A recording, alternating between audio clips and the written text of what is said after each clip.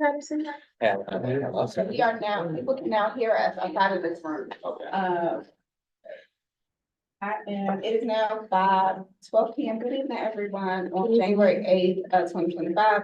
And this meeting of the DC State Board of Education is now called to order. This working session is being streamed live on the State Board's YouTube page for members of the public to view. The roll will now be called to determine the presence of a quorum. I'm coming to you, Executive Director Butler, to call the roll. Representative Barnes. Representative Barnes. Representative Lynn. Barnes is online or what? Yeah, you gotta say something. Representative Mayor. Here. Representative King. Here. Representative Best. Present. Representative Chang. Present.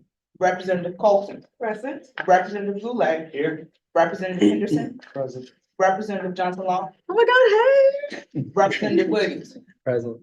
Representative Patterson. Present. Representative Powell. Present. A quorum has been determined and the State Board will now proceed with the meeting. I want to begin by welcoming our new State Board members, Representative Michelle Colton of Ward 4 and Representative LaJoy Johnson Law of Ward 8 to their first meeting. We are excited to have you join us on the State Board. I, at this time, have a couple leadership updates, which were emailed earlier today. Some of them are very, very new, and we actually have some solutions since then. So the first thing is last night we found out that the mayor and MPD will be using our old council chambers for at least a week and a half, which includes our public meeting next week. They have commandeered that space. We have followed up with DGS, and I want to thank the executive director and some of our staff for finding an alternate space for us that is suitable for the public, which will be at the Wilson Building next week, because we, of course, have to publicly notice our meeting. So I apologize for sharing that information at the last minute, but it has been a busy,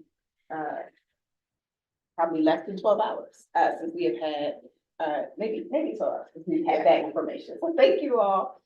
So that is the first thing. And so we will make sure a notice goes out that folks know we will not be in our usual space. We will also do our best to get back in our space and make sure this does not happen again. If anything changes, we will let folks know. So that is the first thing on the report. Second thing that members should know is we did, last time I said we were going to transmit, but we did transmit all of our budget priorities to the mayor. We also shared our enhancements for the agency. We have shared those things as well with the deputy mayor for education, in addition to the chairman. So those things have all been shared. We look forward to participating in budget season, just like we do every year. But those things have been communicated. Next thing, if you are like me, you maybe have spent some of your day getting things around schools. For our new members, the best contact that DGF has offered us is Michelle Logan. So you can always contact others and director, but Michelle has asked that if you have facilities issues with school, they can loop her in. So that is in her email, is in the email.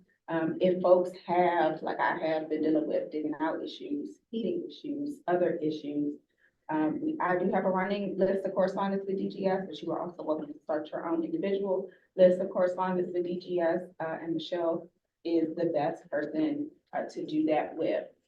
We have a meeting with OSSI next week. We did not have our scheduled meeting with OSSI, and our meeting schedule has been a little bit lighter because, of course, we're coming off the holiday. Executive Director Butler has shared her report. All the links now exist in that report. I encourage folks to always go and read that reading report because we have some really great things that are in there. Last thing I would just note, again, for the record, we have, I guess, a new configuration of the board, but we still have the SAC. And so I'm always going to put a call out for SAC support. We do feed the students because they tend to come to us directly from school. Unfortunately, Office of Contract and Procurement does not share the same zeal we do, for delicious and nutritious snacks for our student members. And so, that responsibility then, tends to fall on us as board members or staff. And so if you are interested in contributing, because, they do a phenomenal job contributing to us, please follow up with Executive Director Butler. So those are, the most important things. Again, I did send an email earlier today. I'm sorry for the lateness of that, but there were some particularly important things that, we needed to address. Do people have questions? Yes. Is the calendar invite gonna be updated with the new location Yes. for the public The meeting staff next will week? update the calendar, the staff will update, they manage a shared calendar for all the members. We will also make sure that we are working to publicly notice the meeting. But I want to provide, I guess, additional notice now, since it's just such a big change.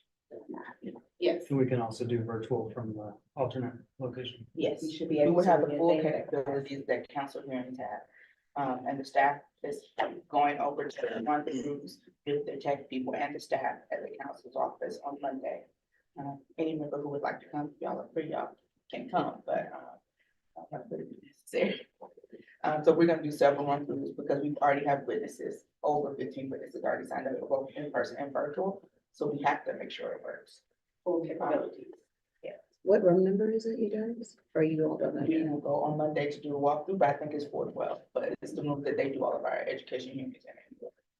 Thank you. Other questions? Given the new Aussie date, is there a new date in which you want feedback or input for that meeting? Yeah, it's gonna be Friday. Okay, this, No, I have not sent my email, that last time I sent you before yours, because the holiday mix up.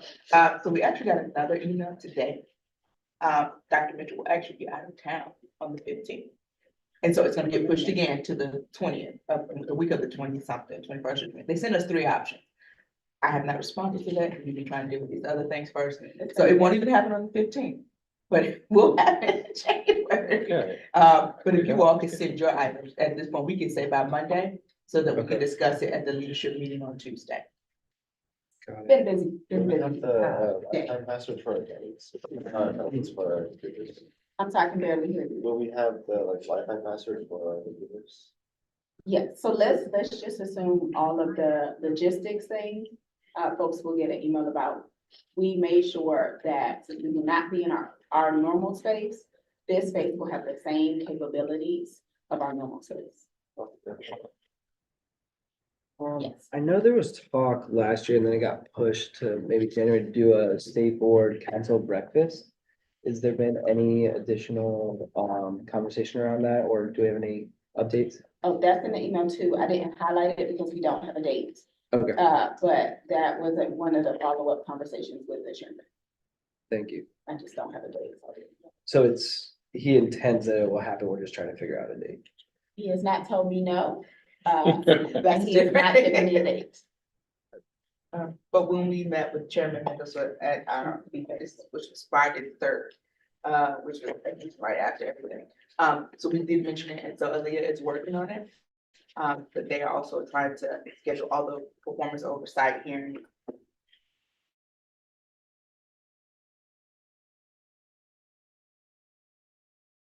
Meeting, they don't have a date yet of when that is going to happen. But we did put the request out there from last fall, we reminded them on January 3rd, and so, Aaliyah, Deshawn, and Hannah have the request. So we are, waiting for them to come back to us with, now that they have at least, I know they sent us a tentative performance schedule, not budget, but one for the performance here.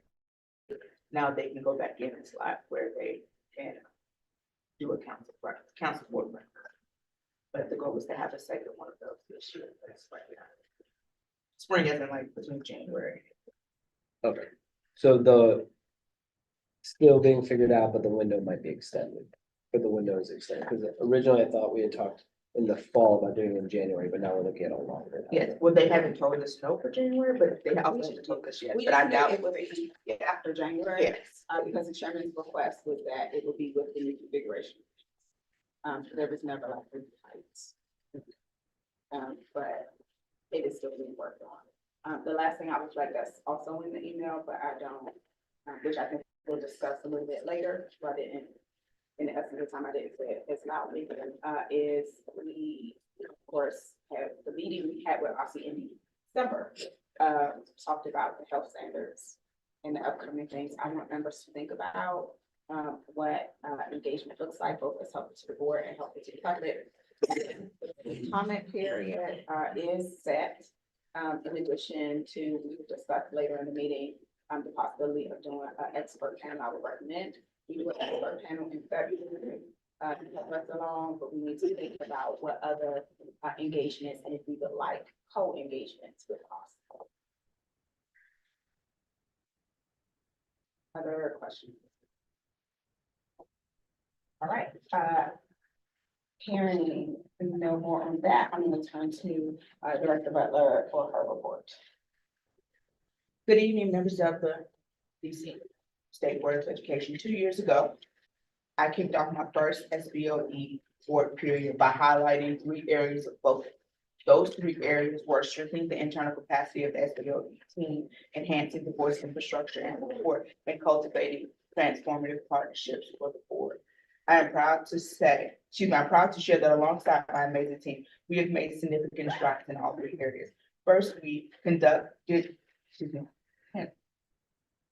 a position audit for all executive office positions, revised all PDs, realigned responsibilities, and added 2 FTEs to our complement focus on procurement and human resources.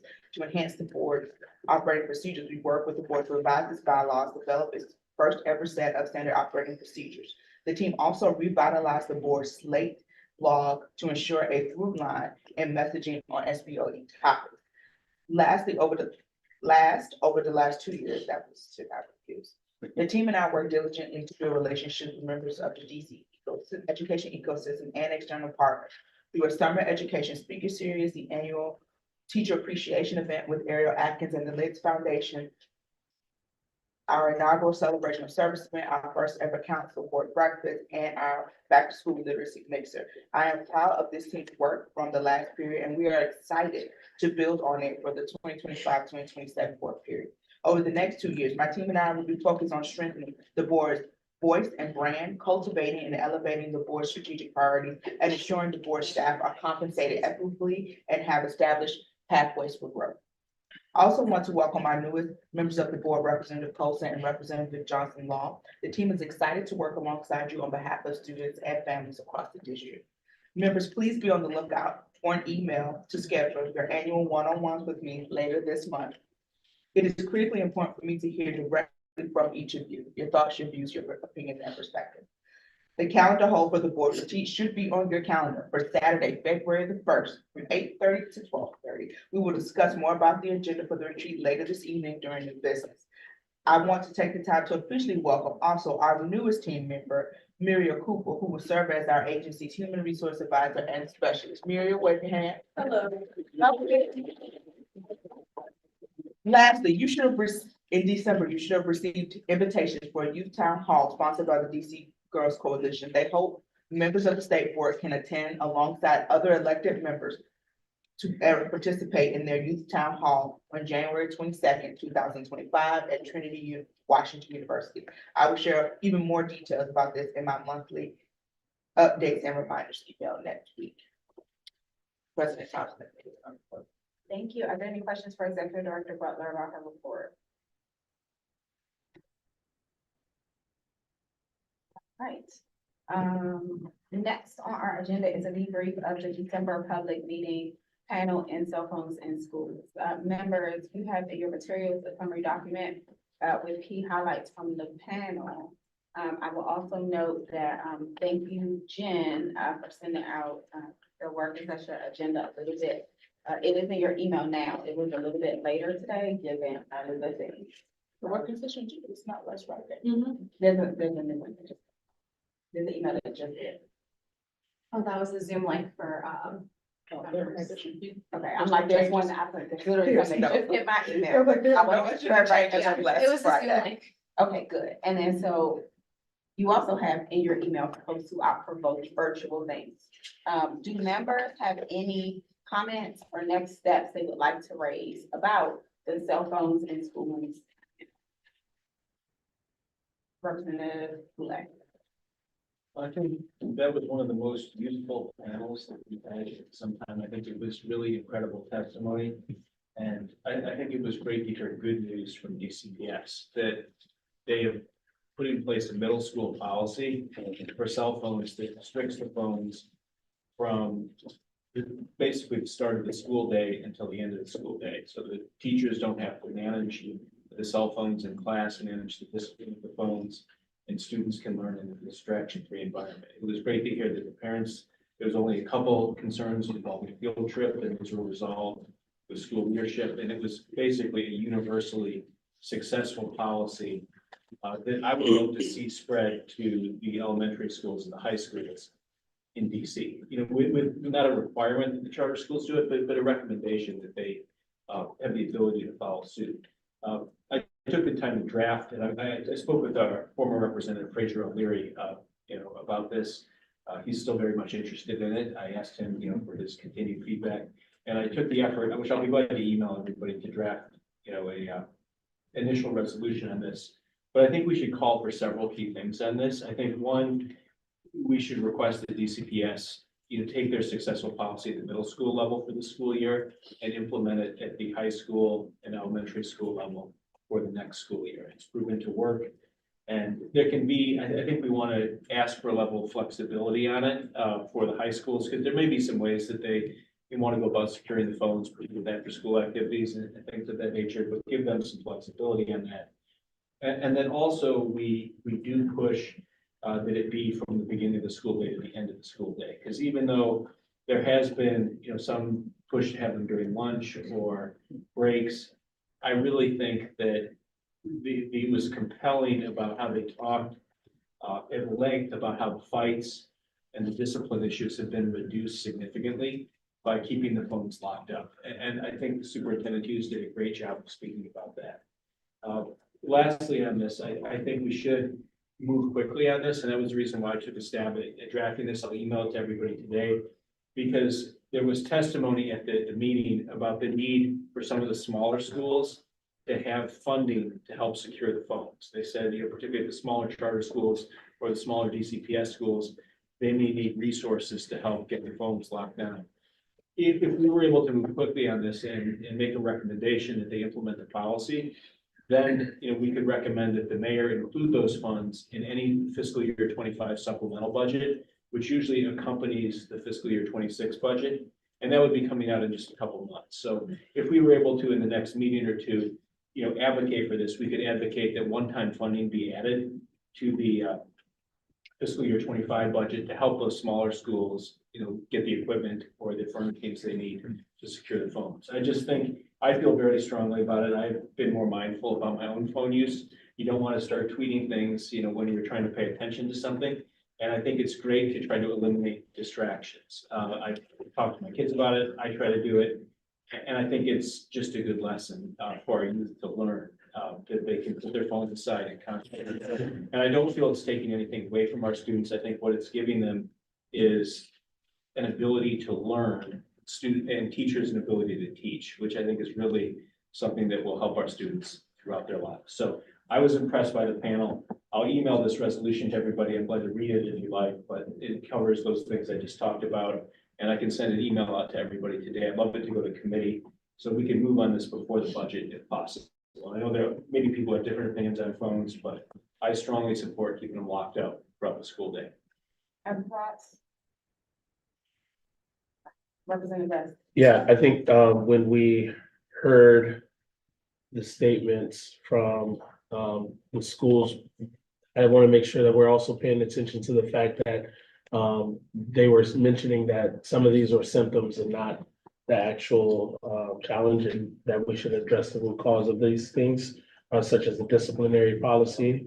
I also think that if we're trusting them for the policy that they have for the middle schools, we should also trust them for the policy that they have for the high school. It's not that they determined that they did not, they weren't going to think about what was happening. They actually decided that they allowed flexibility for the high schools to have their own policy.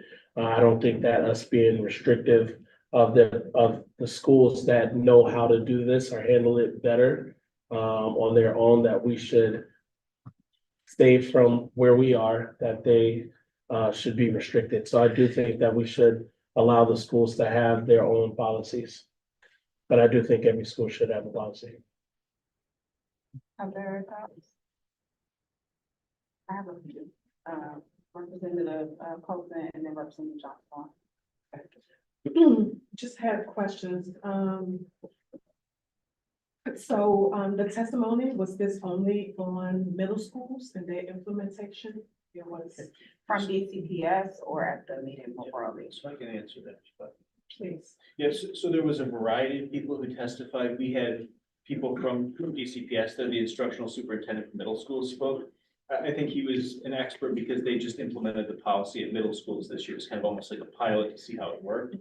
We were fortunate enough to also have testimony from representatives from other school districts. I believe that one gentleman was from Loudoun County, if I remember I correctly, believe so, yeah. and spoke about how they'd also restricted cell phones, and it sounded like a very positive experience there as well. It just reducing distractions in the classroom and creating a learning environment that's free of issues related to cyberbullying, and essentially not having then teachers have to police this in the class. So I think what I took away from it was there was a lot of support for this, and that the places they have eliminated the phones during the day, it was really positive. The one takeaway, which I didn't talk about earlier, which I thought was really valuable also, is that they improved safety. We heard testimony about how in the event of an emergency, experts in public safety were saying that they didn't want the students on their phones, like they wanted them to be able to focus and listen to the instructions of adults, so that they would actually be less safe if they were on their phones during an emergency. And that was something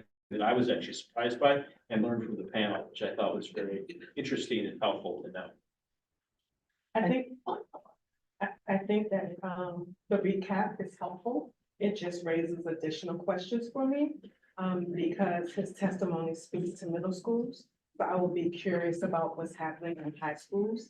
And then it says that he's for cluster 7. So which schools are included in cluster 7? So cluster 7 is DCPS middle schools. The reason DCPS provided instructional superintendent Hughes is because middle school is the only place where they have a consistent policy across their district. So his testimony was just to share what they're doing in middle schools. They have not yet rolled out for high school or elementary school consistent policy. And then if I may add one more thing to that, I think it's always vital to have feedback from people who are actually implementing policies. So to have the instructional superintendent, I think is very helpful, but to actually have people who have boots on the ground, who are actually collecting these phones, will be helpful to know how effective this policy really is or ineffective it is. And then what it takes during the day to collect these phones, to redistribute these phones, and what type of resistance and other things are coming from the students, the parents.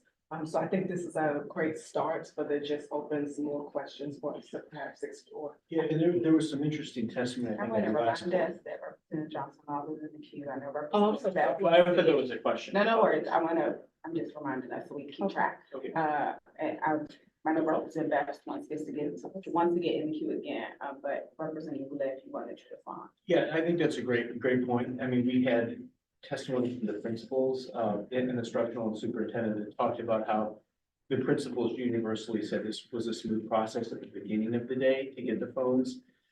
We did hear concerns, potentially with teachers having to be the disciplinarian. So, and I fully support having the policy right at the beginning of the day where they drop it off like they've done in the middle schools. Because the principals talked about how that was smooth and easy versus teachers having to be the ones to do it at the beginning of class and then give them back at the end of class, because then you lose the time of collecting and then redistributing the phones at the beginning and end of each class. And then you still have them, during lunch and in the hallways, when I think some of these issues can arise related to fights, cyberbullying, and things like that. So I think there was some great testimony on that, and I'm glad to talk to you afterwards, because I know we got to keep on track here. I don't want to get us behind, but I look forward to following up again. Thank you. Representative Johnson.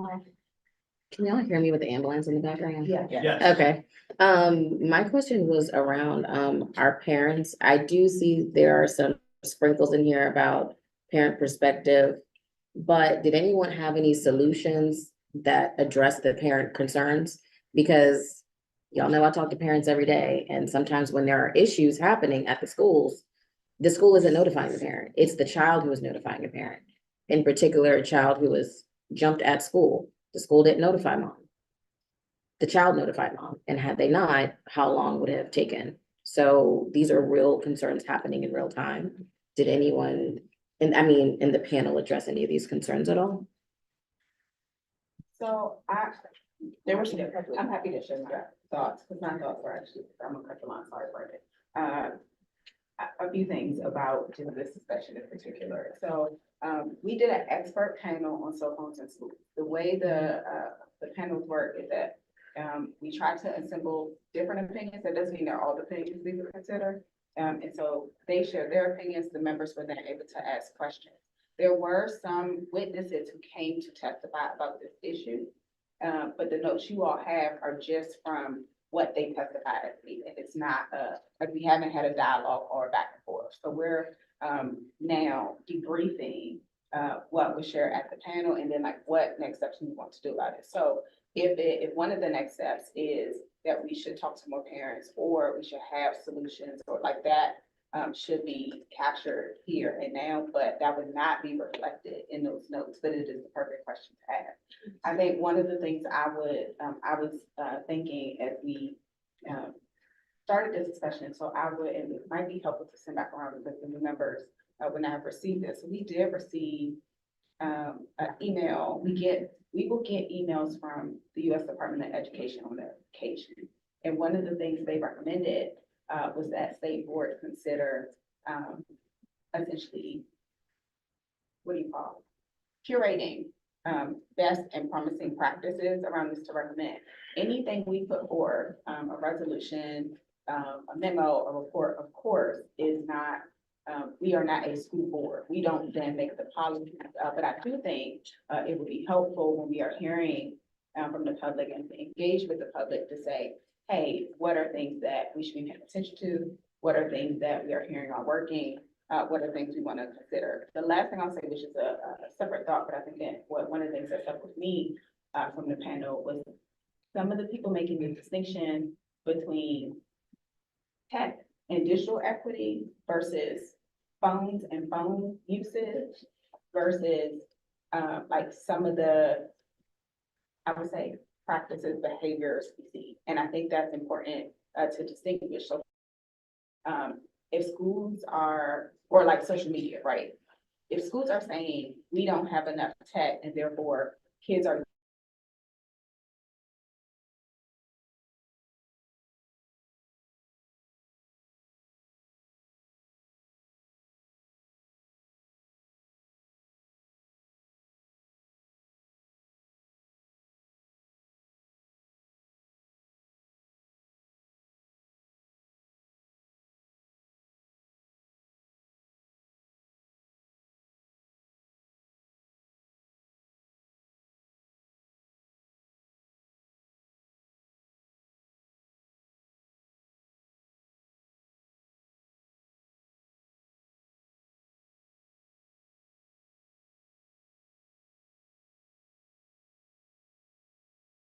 I think as we go through this, we need to talk to more families because there is a growing concern, like, hey, I may not be getting the information in real time, and how does that work? I was talking to Miss Brantley from Friendship.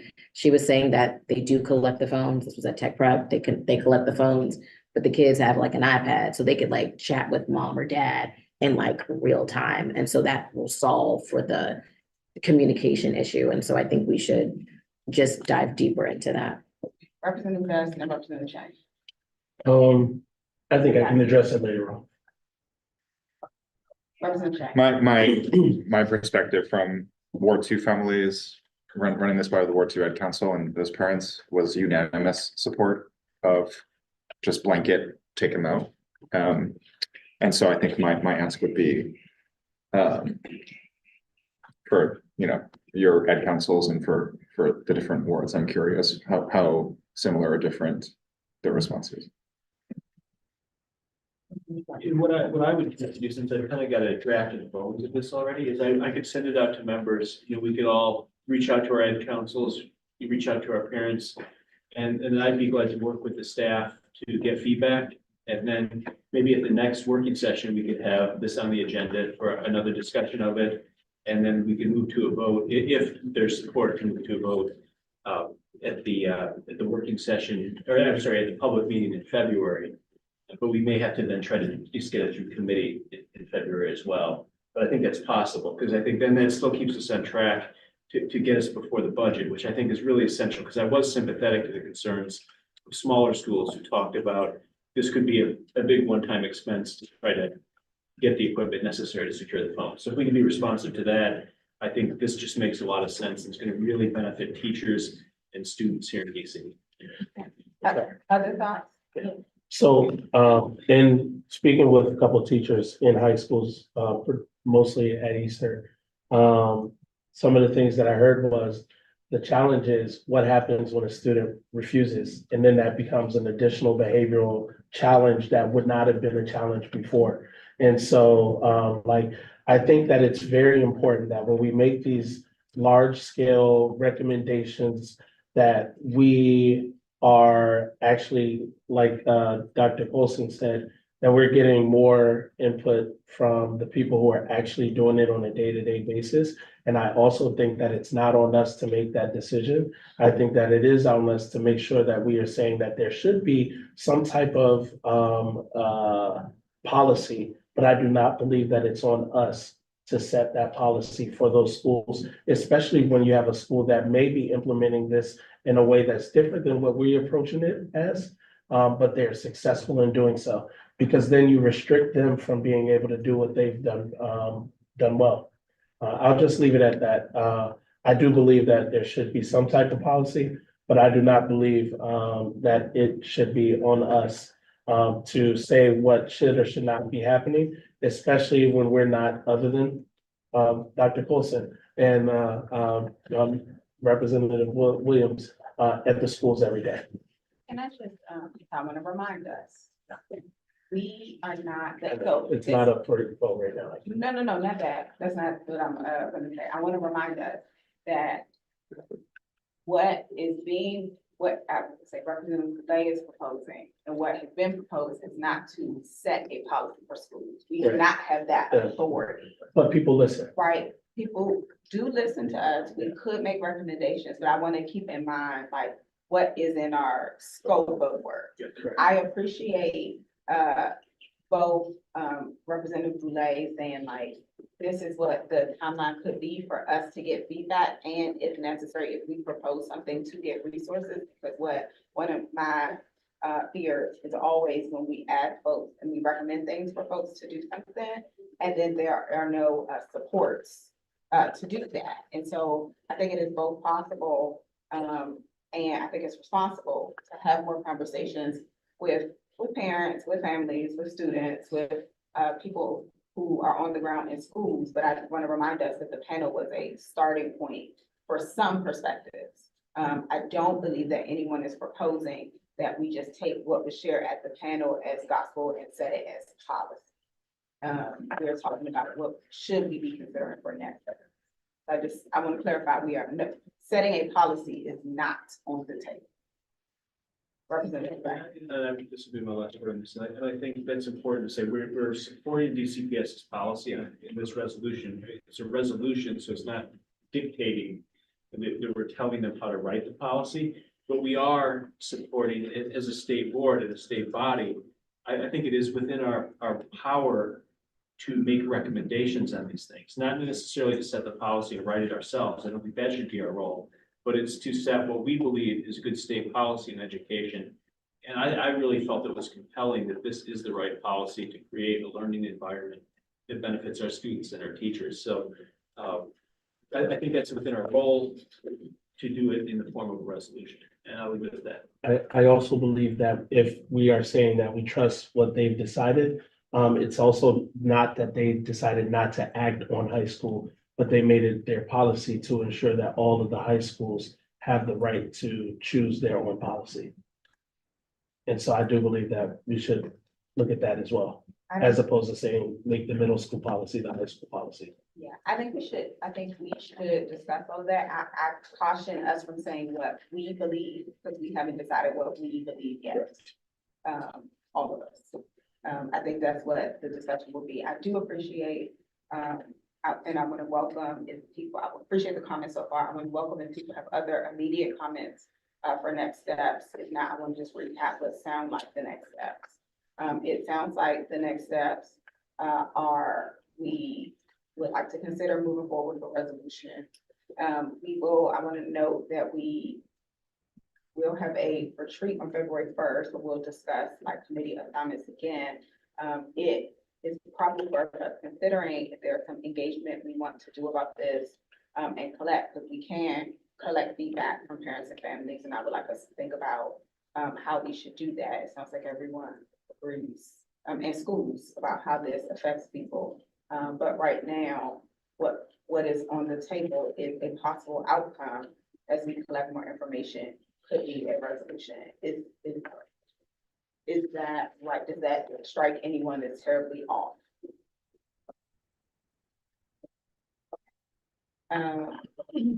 If there are no additional topics for the debrief about our panel, I want to thank everybody and move us on to our public meeting panel discussions for the future.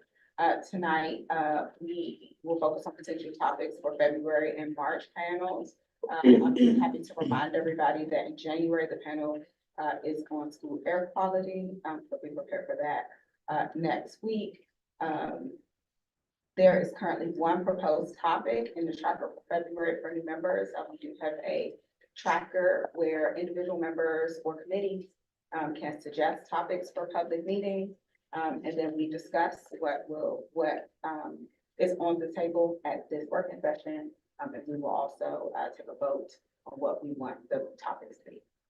So you have some context for what's happening now. Given our upcoming work on the health and physical education standards, and this is reflected in the tracker, my suggestion is for February, we have that as a topic, given the timing of public comments, and helping us frame some spark, I would say, public discussions. So we can encourage and get some feedback and invite folks to also give us their thoughts on the standards. Are there additional suggestions from members? I know most committees did not meet for February. Yes. Last public meeting for that, there was a mother who would come in and talk about the school bus system specifically. I think she has a special needs student. And the first time she came in, I think she talked about how her student wasn't allowed to eat lunch, eat breakfast on the school bus, which meant he had to go hungry at school. And that was especially bad because he was a special ed student, so it might have been hard to regulate his emotions. I think the meeting after that, she talked about how the school bus driver leaves way too early, not allowing him to use the bathroom before he gets on the bus. There's no bathroom on the bus. And I was thinking, if no other suggestions, of course, maybe a panel on school buses would be nice, because I've always taken city buses. I've never taken the school bus.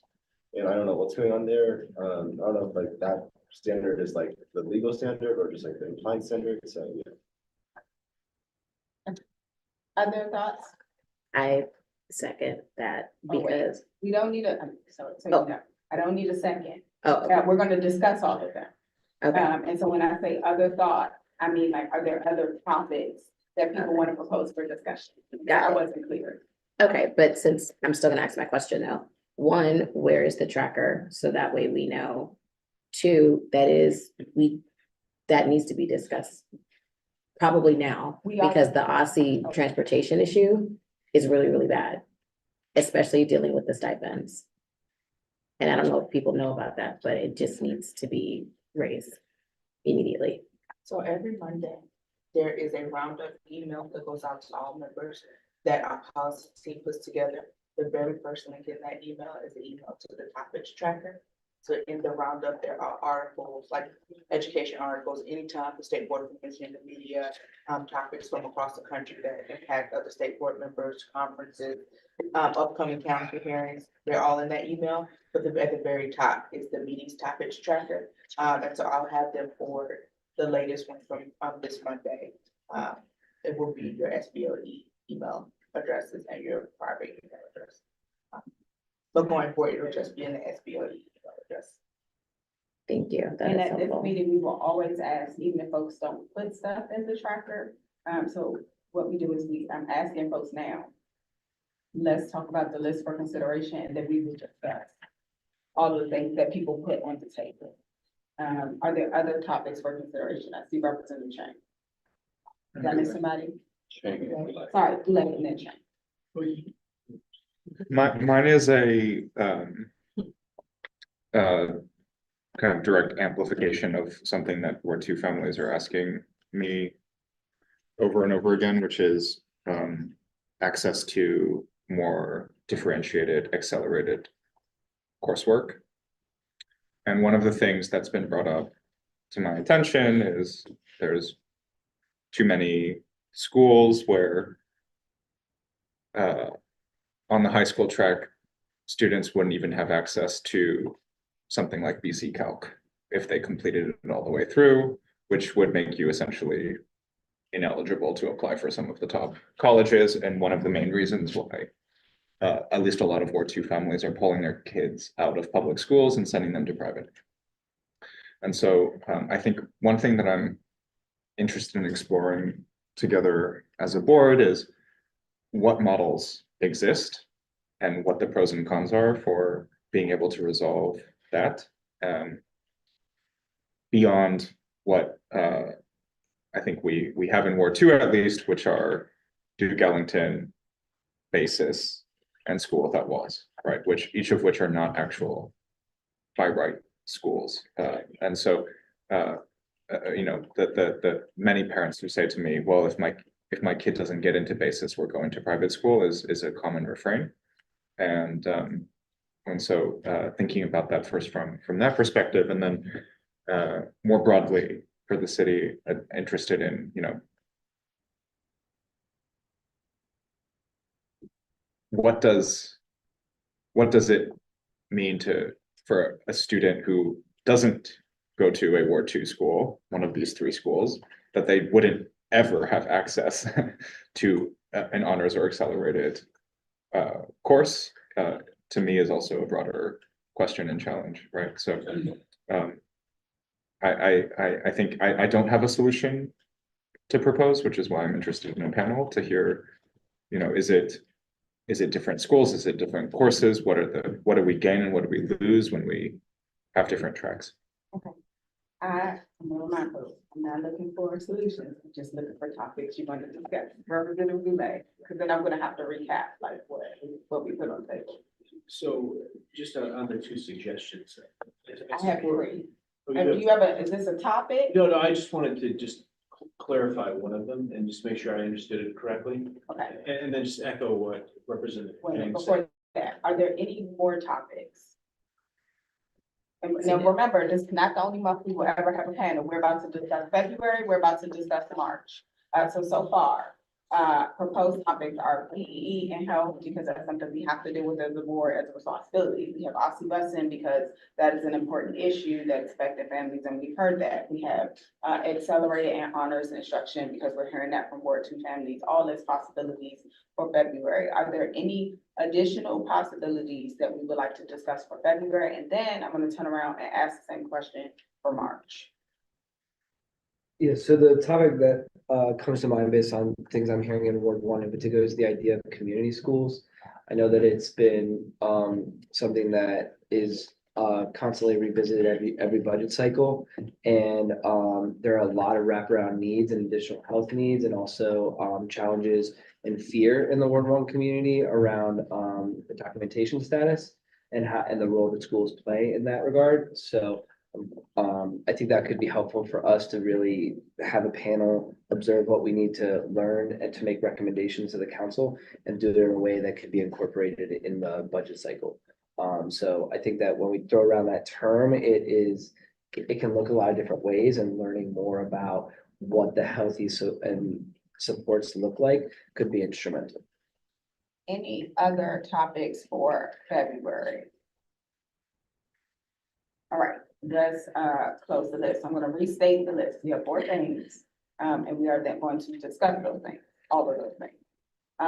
PE and health standards, OSSE busing, accelerated and honors instruction, and community schools. I just want to make sure, does that capture? Am I crazy? All right.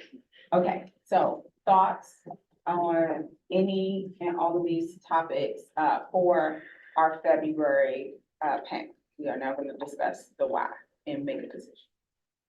Anybody want to jump in first? Representative Kubai? We're going to go first. I mean, I support for February and March the following two, and I'll give my reason why. One, I want to do the PE issue because I think that's coming directly before the board, so I think we need to have a discussion on that. The second, for the March, what I would love to do is look at what Representative Chang has said, because that to me is a big issue for Ward 3 schools as well, and for students across the city who may not have access to the courses and want it. So I think it's a citywide issue, you know, for college readiness. And we need to be able to provide that. I think all too often what we see are those courses being cut or eliminated due to these funding reductions. So to be able to really hear from experts prior to the budget, I think would be very valuable. And the reason I like both those two issues is I feel they're both within the duties of what this board specifically deals with, which is education, policy, and it's right within our charge, and we can't initiate it, but I feel like it's right there. Community schools, I definitely support as well. The issue of the special education transportation, I'm very concerned about, but I really feel that is the oversight role of the DC Council. And because they are having their performance oversight hearings in February and March, I feel like the place to go to have that discussion, at least for right now, is with the DC Council, because they're the ones who actually oversee OSSE on that issue. Many people think it's us, and we certainly can weigh in and provide feedback, but it's actually the council, and they're having those oversight hearings at the same time. So my only worry with that, even though I really support the issue, Representative King, I think it's duplicative of potentially what the council's doing with those same months. So I think we could come back to that, but we may want to engage and even provide testimony as a board at that hearing. But I think we'd be better served in looking at those two issues in February and March because they're directly before us. Other thoughts? I forgot what's the next Representative. I support doing the standards on February.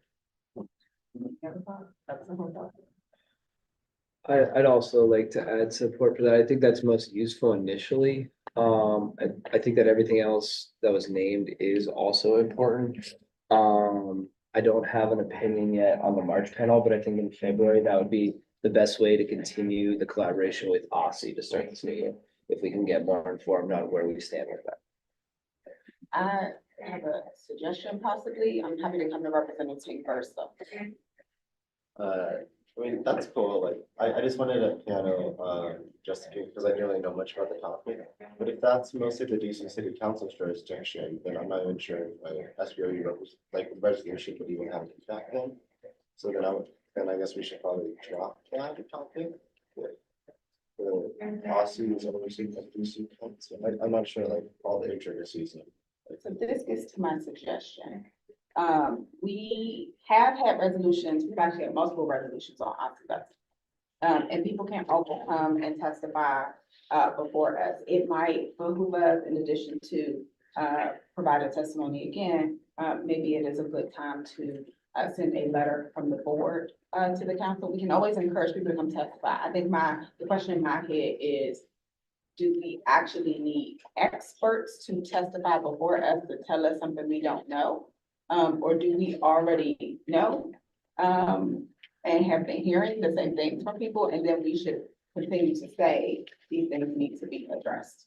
Especially since Representative Galay's point, oversight is happening, and then I hear Representative Ting and Representative Johnson all saying, like, that this is an issue right now. And so instead of waiting for people to tell us the same thing we've heard again, when we've already gone on the record, we already continuously hear testimony. What we can actually instead do and do more quickly is send a letter to the council saying like, hey, these are the things, because that's a tool that we have as well. I would also just note, I believe we discussed it in December, but regularly at the leadership meetings, we ask for updates on the busing issue. And so I don't know if that is a possible path forward.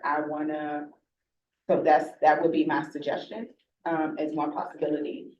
I suggested PE and health in February just because of the timeline of what we have to do as a board. And also, like, I really worry a lot of times when OSSI has public comment that most of the public is not even aware that public comment is happening. And a lot of the people who are directly affected by the standards that we make do not chime in. And so it tends to be really helpful when we say we are talking about this now to encourage people to show up and say the things. And then we can actually take those things and say, hey, OSSI, please include these in your public comment. And I think that's really important also because we're going to then be asked to approve those standards. And we should have some frame for what we're considering, both from public testimonies and then like expert testimonies. As far as the last two thoughts, I swear, is what y'all made a long list. As far as the accelerated instruction, I do think this is something that we should be thinking about in conjunction with the work that we're about to have to do with graduation requirements. Those things are inextricably linked to me. I'm not sure that I feel strongly about, and I want us to think about what our plan is as a board and the timing for graduation requirements, which will come up after the health and PE. I do think at some point we should be having something specific around like introducing folks to the different pathways we have to offer and all the things. I'm happy to give an update about community schools because I had that meeting today because I sit on that advisory board. And I'm wondering, we have not got to March, but I will probably propose that maybe in March, maybe we have some type of budget panel just in general that lends itself to some of the topics we've heard. So folks can come and testify before us and we can get some thoughts about like, but you can think about like who we can put on that panel, but I'll hold that for when we discuss what could be in March. Yeah, other thoughts about February, Vice President Patterson. Yes, thank you. I agree with you a lot on a lot of the things that you just stated. Definitely support the standards for next month, February. So I will be a vote yes for that particular subject matter for next month. Representative Chang, I definitely feel you on what you said about your community. I'm experiencing that as a parent right now of what's offered to my son at one school as opposed to another school. I think that's important, but I do agree in the sense of, we're talking about graduation profiles, it might be coupled into that. So I agree with that. For March, I love community schools, especially coming from a community in Ward 8 where they're needed more than ever. I believe, President, we have 4 east of the river, 2 and 7, 2 and 8 community schools. I'm happy to talk about why that's a trick question, but. Okay, right. The point that I'm making here is that underserved communities, marginalized communities need community schools more than ever. That is a very sensitive subject to me because of how underserved they have been historically and what they serve going into this particular administration and some of the things that may happen. And families having a location, a place where they can go, a basic place in their community that they know to get information. And to serve as those places where communities not only get academics, but gather for community support. So I would love to have it in March to have that conversation. I think it's timely, considering the budget. So those are my thoughts on those that was raised. Other thoughts, I see Representative Johnson Law, and then I see one of our staff and Representative Chang. This is more like a suggestion, whether it's community schools, whether it's budget, whether it's graduation requirements. My recommendation is that somebody on the expert panel have background in special education, because as Vice President Patterson said, with the new administration coming in, with the data that was released, I'm thinking about Ward 8. A lot of my families are families that have children with disabilities. And not just Ward 8 families, I get honestly calls from around the city. And so I'm just asking that somebody in the panel have some type of sped background. So, one clarification question, are we talking about February, or are we talking about March? I was talking about March. Okay. Yeah. And so we will discuss, so just so folks know. Oh, are we in February or are we in March? We are currently in February. Oh, I'm sorry, y'all. We're talking about what. I'm sorry. So I'm just gonna recap, because we have the conversations, everybody gets caught up, and then like, right, so, we are currently having discussions about what we want the topic for the February panel to be. We will then have a discussion about what we want the topic for the March panel to be. Outside of this meeting, we will ask for recommendations about who makes up that panel. So right now, literally what we are discussing is why it's important, is it the timing? And we will literally take a vote to agree. February, we're gonna do this panel, March, we're gonna do this panel, and then outside of this meeting, we will decide on the configuration of who those panelists are and all the things. And so, did I miss anything? Okay, but I just wanna make sure I'm giving everybody all the information they need, because I know, I remember my first meeting, I get it. But I would also just say, I would say it's also important to have someone that speaks to the needs of special ed students when we're talking about physical education standards. I was gonna say that So too. I Yeah. think that's also a valid point for the February panel. Because those standards are written, but what does that look like for different students in the classroom? Absolutely. So just keep that in mind for the February panel. So the staff will, is taking notes when they Right. help identify panels. They'll I try to do think it's identify important that for candidate. February too. Thank you, Director Bell. Ms. I Hall. know that President Thompson mentioned a couple times the timeline being part of the reason. COVID in February for PE. I just want to make sure everyone's aware what timeline office is actually proposed at the time of talking about. So office's website says that public comment for the health standards is scheduled to start on Monday, and then you two can do February. So that is the public comment window. The state board is allowed to collect feedback outside of that if it wants to keep hearing people outside of that comment period. So that is the timeline. President Thompson referred to. And we'll send that link around to all of the board members, so you can have a direct link when those standards placed on Monday. Thanks. I hear what you are saying around the differentiated tracks. And so what and the timing. So but would love to keep it as a topic for a later month. For community schools, if we bring that up, and I'm now mixing for February and March, I think, yeah. February makes sense if we go for one of those, but so I'm just gonna throw in my comment for community schools, which if we go down that route, I'd be particularly interested in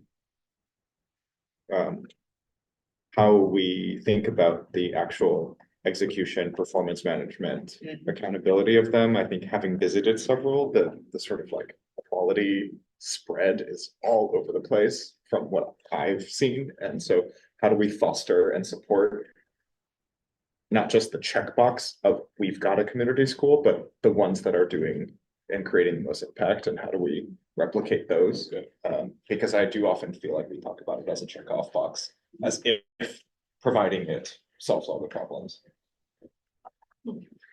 Yeah, I just want to briefly underscore what Kathleen was saying in terms of like the importance of the timing of the February panel.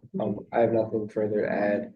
I want for everyone who wants to be heard, but I'm also ready to vote when we're. All right, so thank you. This is why I was like, all right, just give me the top topics, we go get into discussion. I don't mean to be curt, I just want to keep us moving along. So if there is nothing else that is like, no one else has said it, won't change anybody's, like, is it okay to close? And I'm gonna ask us to now vote on the topics for consideration. All right, so first up, and please just, I guess just raise your hands, because that's the easiest way to capture. We don't have anybody else online. Yeah, all right, Representative Barnes is there now. So first is PE and health. If you would like that to be the topic, February, please just raise your hand now. I'm sorry, I have a clarifying question again. How many topics can we vote on? One. One for the month. Okay, go ahead. So I'm gonna, Erica, turns down. All right, so PE and health, if you would like that to be the topic for February, please raise your hand. All right, so since I see more than 5 votes, I'm gonna say that that will be the topic for February. We don't need to go through the full list. Now, I'm gonna turn this to March.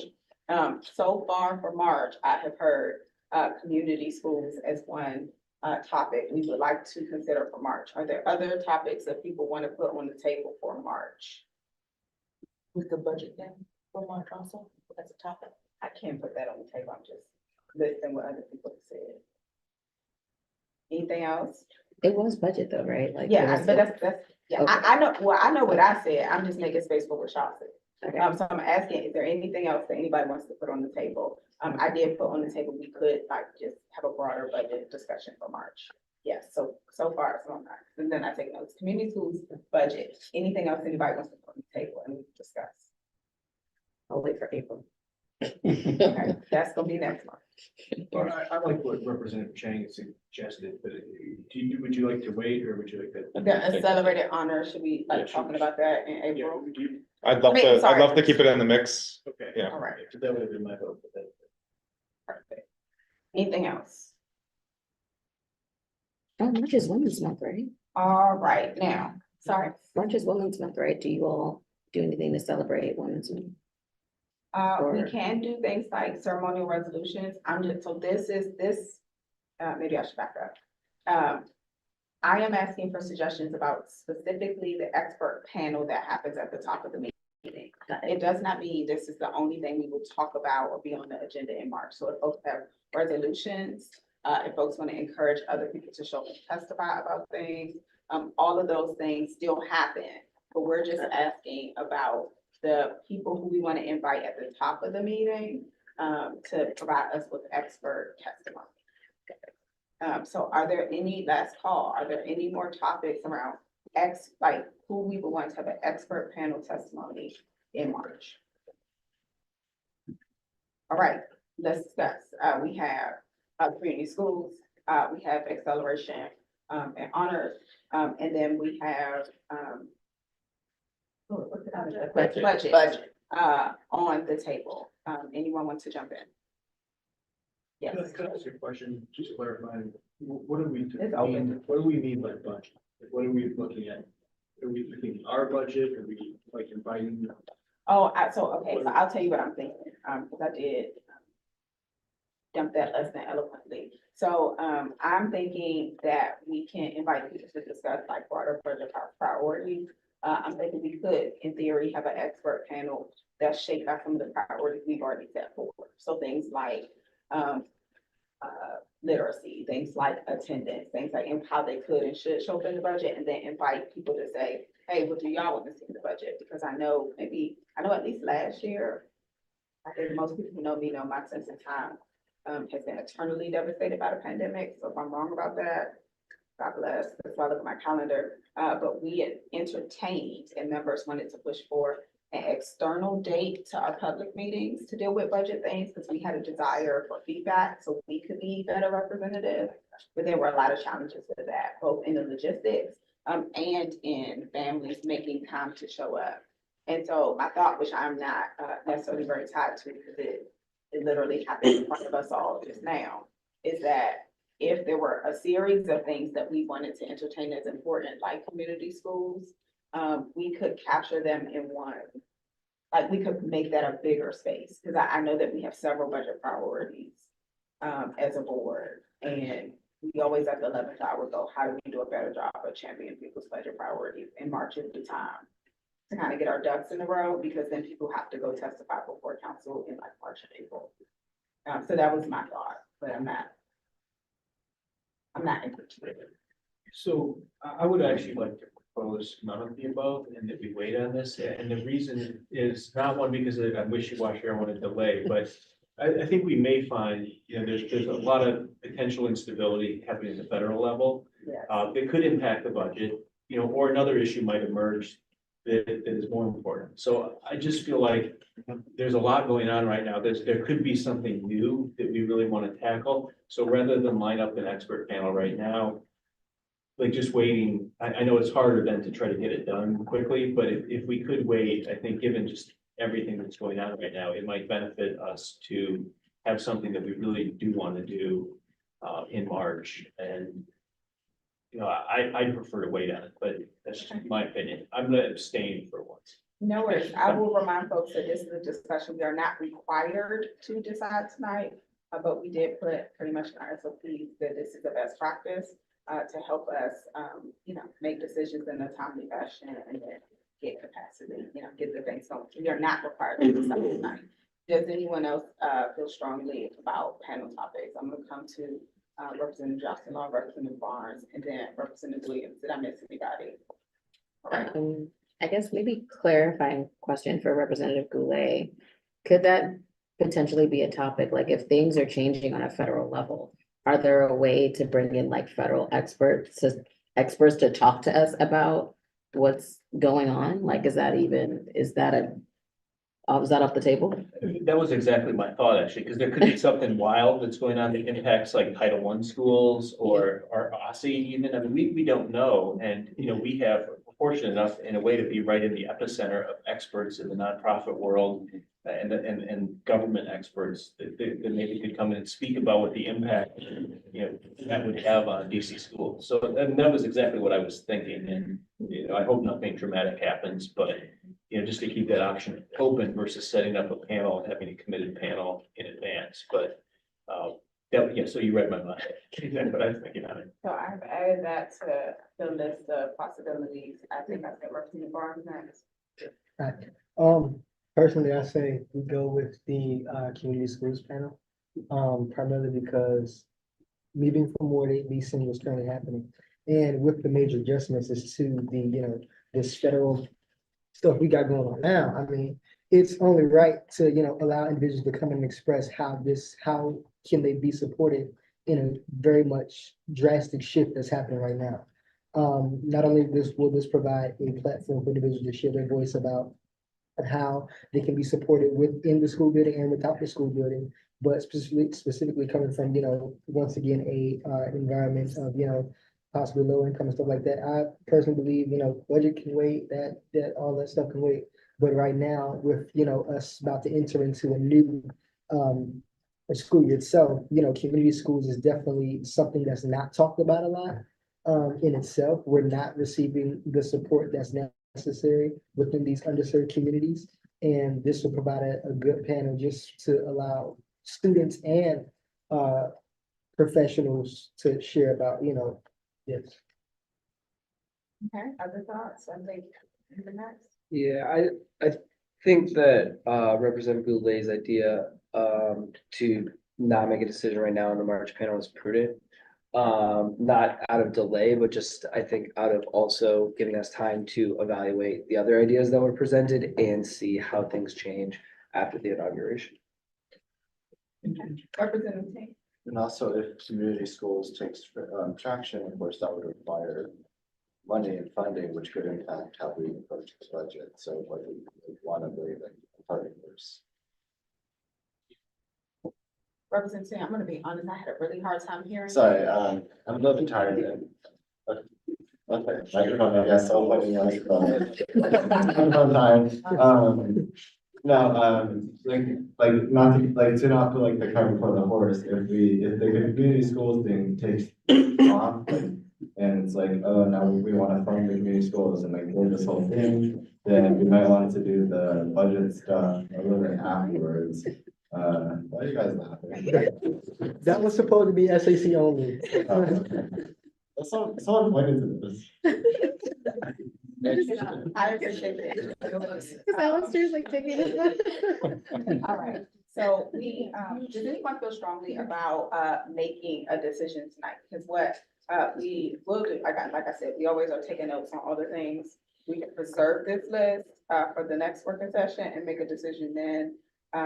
We will do committee report outs later. I did have my committee meeting, my external committee meeting about community schools, so I'm happy to update folks on I was gonna update those anyway. I didn't know this was going to be a potential meeting topic, but I will also do an update then about some of the advocacy that is planned for the budget around this, which might be helpful to us as well. But does anyone feel strongly that they want to make a decision about March tonight? Or do people want to preserve the meeting topics for discussion in a month? President Thompson, can you like, when you choose one, can you have like a show of hands so that way, because I'm not sure. I Like, how think to I'm just asking people to respond. Oh, okay. Tell me your thoughts. Yes. Can So can does we wait, can anyone we feel- wait? Does anyone feel strong? So I've heard at least 2 or 3 members say they would like to decide later. Does anyone feel strongly that they want to make a decision tonight? All right, if no one feels strongly that we want to make a decision tonight, we will then preserve the list in the notes. We will, at the next working session, bring those back up and remind everybody what those topics were, and then we will discuss and make a decision about the March map. Okay, cool. If I missed anything, I don't believe so. All right, so we have voted on February. We will take a vote on March. In February, we do have the option for a 5-minute break. I will note that there are not a bunch of committee report outs. Do people need a break now? I know this is a shorter break meeting than we normally have, so I'm happy to keep going and make it even shorter. People need 5, okay, let's do 5. All right, so it is 1:30. No, that's not gonna be real. See you back at 6:30, folks, if you can. Thank you. Are we gonna?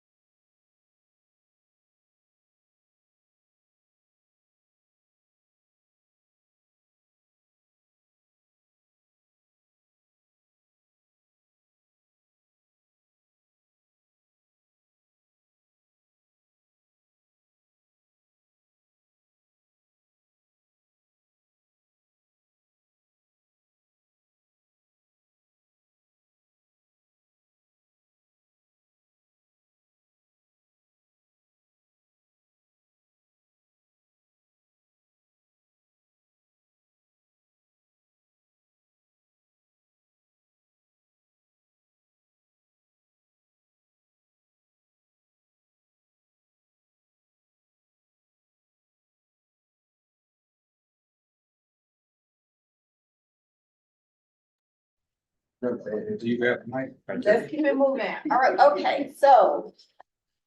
We are on to committee reports.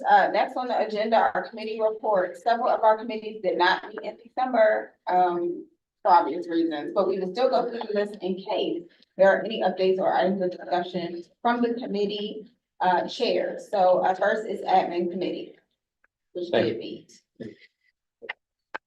And I'm looking for, Did not meet. yeah, that's what I'm saying. We did not meet.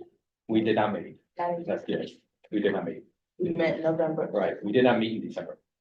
So I have no report, Madam President, because we did not. Do new members know how to get the administrative meeting notes too? Or is that something that we might need to fill? Everyone, You said administrative, what, we provide committee reports. Right. All the well, like if they want to access the link. There is no link to that, maybe, because those meetings are confidential, they're not broadcasted. Okay, Because we talked about HR. okay. Yeah, so, and like finance and budget things, it's just, that meeting's not public. But there are committee reports from everything, so. So the answer is no members know how to access that link. This is not it. Okay. All right, college, career, and life readiness. Representative Davis is not here, so I'm gonna come back.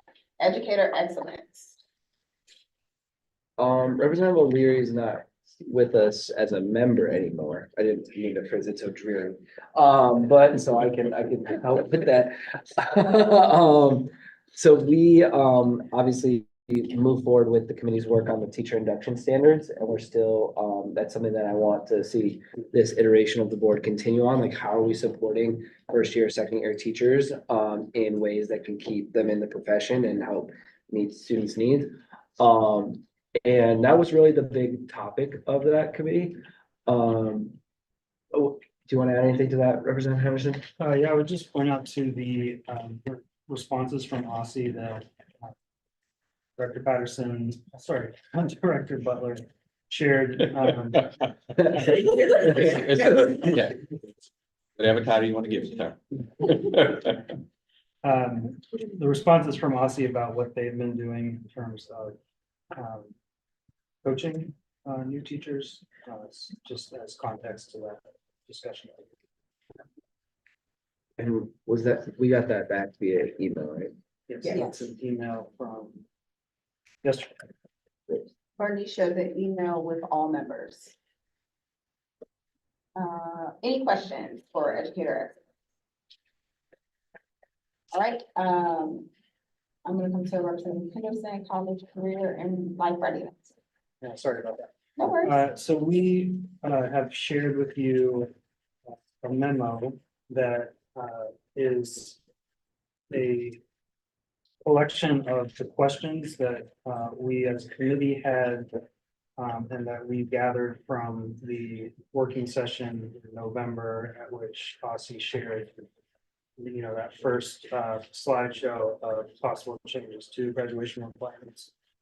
And so that's memo is available to all of the whole board now. I do want to point you especially to item number 3 in light of the conversation we've had today, which is about course availability.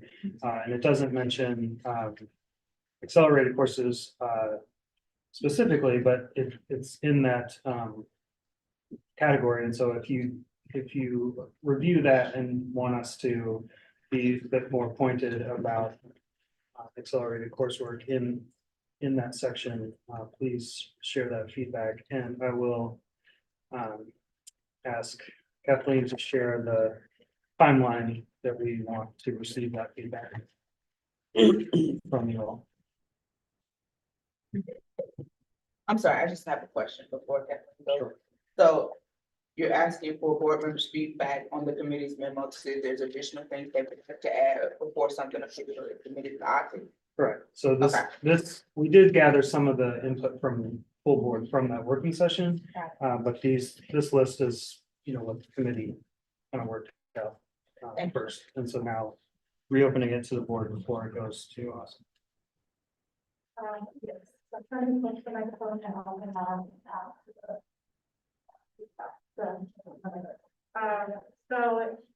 As the tenants have said, we're sort of mirroring the process we did with providing feedback on standards, where the community is providing their recommendations to the board. This time it's just no matter what his question, because it's such an early iteration that Austin brought to us. But we are asking for the rest of the board to provide any feedback in terms of additions, if there's things that you don't agree with. We've dealt with that in the past, where I'm sure you can put in your opinions on that, or if you get with. If there's anything that you would like to add or change regarding the memo, please email me and Jen by Monday at noon, so that we can make those changes. I will reformat this as a letter. It will be directed to Aussie incorporating that feedback.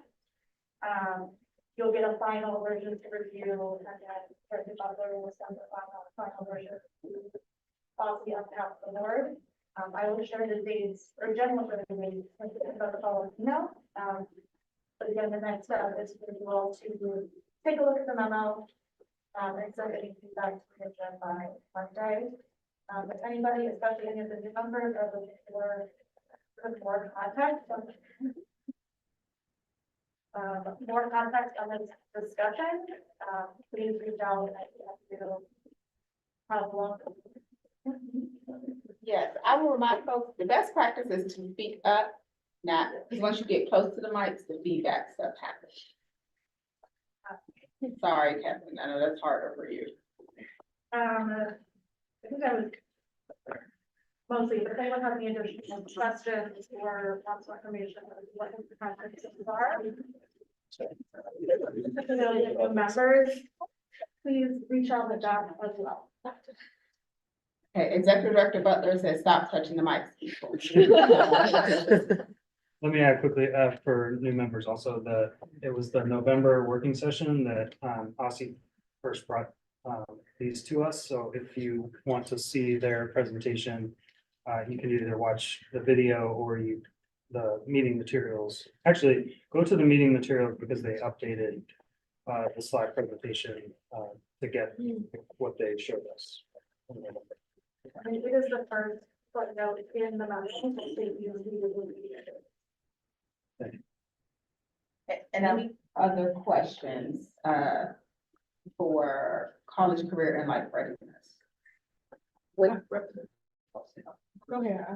No, Dr. Colson, I'm you go still first. sorting it, please. You sure? I'm Okay. positive. It's a couple questions because I'm also sorting. Representative Henderson, when is this memo due to Aussie? Do you guys have like a due date? Not a, well, No, so, We- no, we it's not a created due our own, date. yeah. The committee creates its own timeline. And so they are asking for feedback by this date. You should, if you would like to discuss maybe additional time, but it's not like Aussie tells us a date that we have to get it in by. So there's no due date. Yeah, in the follow-up, I can send the full timeline, I just didn't want it in the meeting with dates. Orally at this time, we're focusing on the next step, which is your review. so next Monday, we want to. Well, and I'm gonna push back on that date, because graduation requirements are not. They're gonna do this whole thing with the physical education standards before they come back around to graduation requirements, so I feel like we have a longer period of time. And I don't wanna shortchange, an opportunity for our new members to get up to date on like the graduation requirements and recommendations. And I even think that if we're able to give it a little bit, even if it's more time, like towards the end of the month, that gives them time to go back and see the presentation and look through all of that. But trying to do that within these 2 days and then the weekend, and like, I feel like that's a lot. Just because it's not, I don't know if they're gonna come back to us with new graduation things in February. So there's no rush to get it done before the February working session. Like in terms of turning around a final version of this memo with additional feedback. Okay. Because I have a lot of questions about number 19, and it seems like you all have more questions in here than not. Yeah, the whole tenor of this memo is that based on what we saw in November, we have a lot of questions. Here are the Got it. questions. We want to get those to them. Okay. Holding intention, we want it Yeah. sooner than later. To let them know what we're thinking about, what questions we had from what they showed so far. If it's okay, I wanna maybe remind folks. So in some cases, a reminder, in some cases, maybe this is new context. Committees, set their own work and their work plans. There are certain things that we do discuss, and vote on with OSSI, which are statutory things, which are like external. OSSI did not give us a due date. The committee, worked through and decided, what would be best for the board to know. And so this is not a final engagement with OSSI around the graduation requirements. I'm also not viewing this memo as necessarily feedback on what we would like to see in a final manner. I'm more so receiving it as, here are some questions that we think would be helpful, and things we still are unclear about. So the timeline is not necessarily set in stone, but should be discussed, with the committee. But I do want to elevate what I understand is the purpose, which is more like, it would be helpful for us to know these things sooner rather than later, not necessarily final feedback on what the graduation requirements should be. Is that, fair, Representative Henderson? Yeah, we see this as early process. The memo doesn't contain any specific recommendations to all questions. But I will also encourage folks to read the memo, both new members and just members, because we're all just members now. So I think everybody should read the memo, because I know it's not just the new members who have not read this memo. So please read the memo and provide your thoughts back to the committee, your thoughts and your feedback, because all of that is important. And if we need to make some adjustments, if you folks are like, I have a lot of additional things, please let the committee know that as well. Okay? Other questions for college career and life readiness? Or is there anything else that you all had before us? Yes, I'm sorry. No worries. That's why we asked. So I thank you to the email that went out with all of this. I read this, I'm reading it again, I'm still concerned. My understanding is that OSSI presented this, and these are the questions that you all still have regarding their presentation. That it so far? And now after this, we now have the opportunity to give additional feedback if we want to weigh in. The members have the opportunity to go back to the committee, correct? Okay, I'm with you so far. But my first question that hasn't been touched on, and maybe you all can answer this, and it just wasn't captured here. And this is again from a place of lack of knowledge.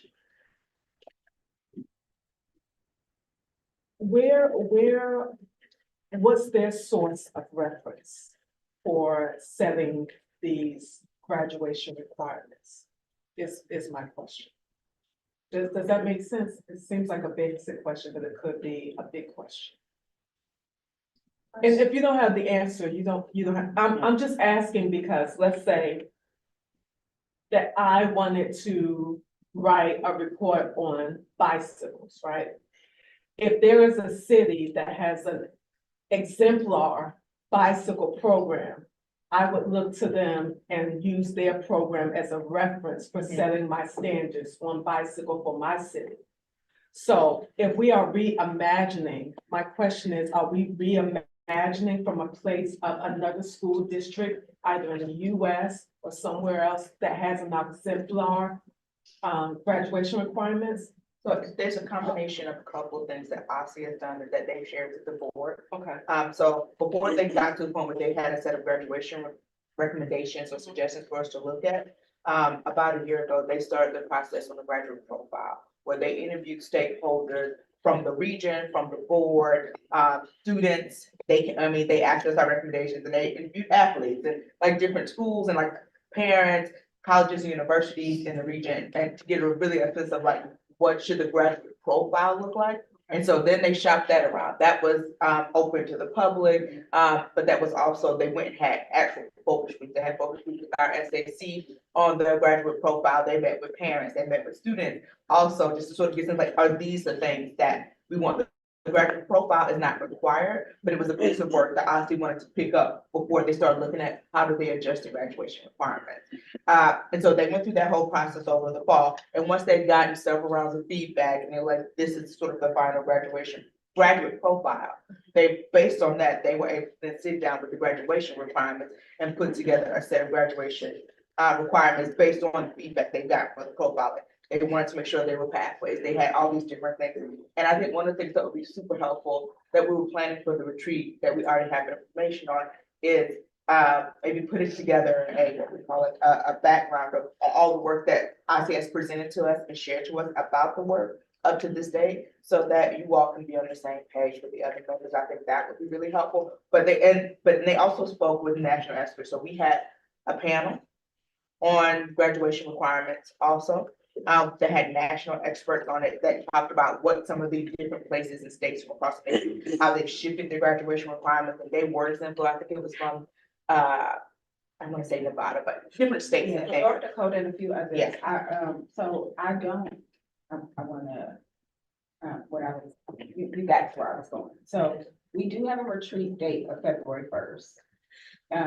One of the key things during that retreat, that we have identified, and we will also discuss further, the retreat later in the meeting, it's on the agenda, is what is some of the work of the board, that has already happened that will carry over into the new year.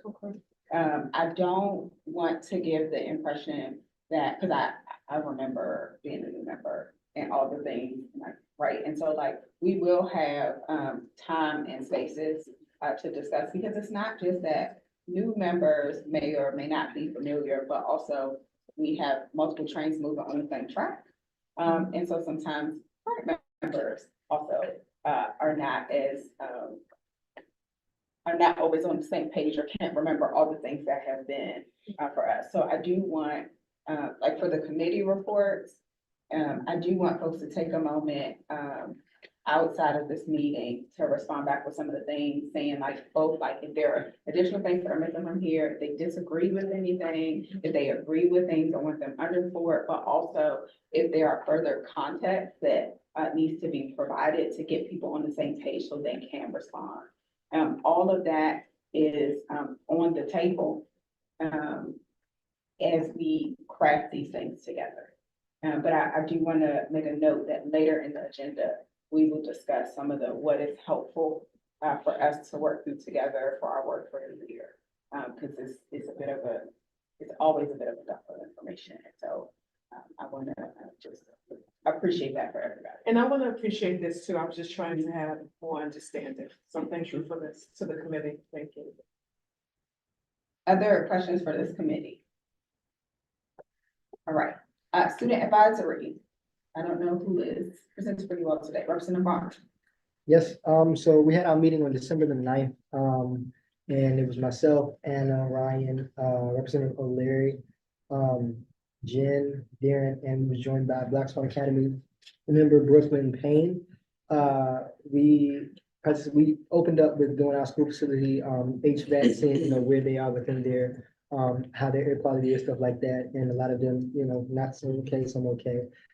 So then we broke them up into their SAC groups, focusing on what they're doing. And make them add some information that they wanted to add in, why they chose their groups, different recommendations they want to have for the topic and things like that. And then we talked about organizations we want to come to the SAC and introduce themselves to the SAC and how different approaches we can do to do that. And then we have Brooklyn Payne. She came in and talked to us about their town hall that'll be happening on January the 22nd. And they'll be talking about different things from gender justice to social emotional support, youth economic stability, stuff like that. And then Representative O'Leary introduces SR 2427 resolution to them, and they responded pretty well with it. And then we had Representative Mayer. She introduced her SR 2428 and told them that we'd be pushing it back a little bit to just address some more information on it. And the next meeting will be Monday, January 13th. Thank you, Representative Barnes. Are there questions for the SAC, or do any of the other members have anything to add? A quick question. Yeah. Are there any that right now? And I know there are upcoming meetings, like any top issues for students right now for the new year? Additionally. Yes, we have 4 subgroups right now.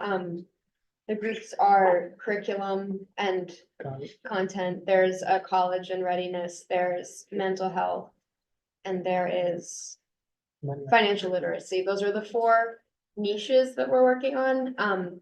So you will probably see more to come in at least one of those categories in the next few Thank you. That's helpful to know. Other questions? And also just for point of reference, it says the Black Swan Academy. I also want to, like, Black Swan Academy is one of the youth that are working with the youth town hall. In addition to the DC Girls Coalition and other youth groups throughout the city. So it's not just there, but there just happened to be this, one of the student representatives to come from the Black Swan. Last call. All right, student experience and engagement, Representative Williams. Yes, we did not meet in December. The main update that I have that I'm continuing to work with Darren on is we're continuing to look at what role we play in tackling the attendance issue for our city. So we are continuing to work with the Education Research Collaborative and figuring out what a survey could look like. Darren and I have scheduled a meeting for later this month in which we're going to look at what feasibility and capacity they have. And then I hope to have more updates for everyone in the February working session. Questions or anything, anybody on that committee have anything to add? Okay, external committees, did anyone attend any external committee meetings with our last session? All right, I did.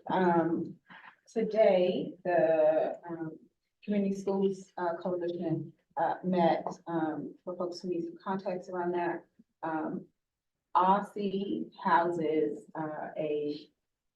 not quite a task force, but I guess it's a committee with different stakeholders. So yes, different charter members, WTU, some community stakeholders are on that group.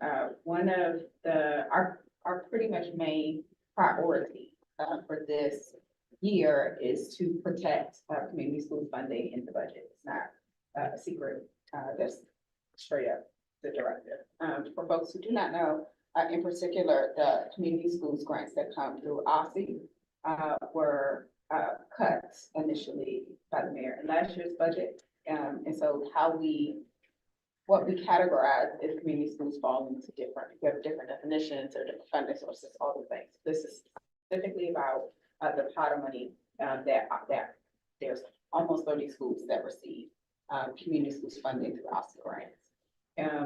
Today, we met to talk about budget advocacy and readiness. One of the things that is specific to the board is you all should be receiving an invitation for folks who have not visited a community school. I believe we decided on Tubman was the one to visit to give some people framework for like what has been provided through the OSSI grants. There will also be a meeting with the deputy mayor that coalition members will attend to talk about the impact of community schools. We are also starting to do some work around what does how should I put it, like the tracking the data, like how are schools talking about what they're doing, because much of what we heard when the mayor's budget came down this last go round was they said that for DCPS connected schools model, they felt they had good data. And they did not feel like they had that for other models, including the OSSI grants. But there was also no consistency around what the expectation was from upfront. And so, again, that meeting was at like noon today. So those notes are not out yet. They should be out soon. But do folks have questions or comments about that, given, we're talking about community schools?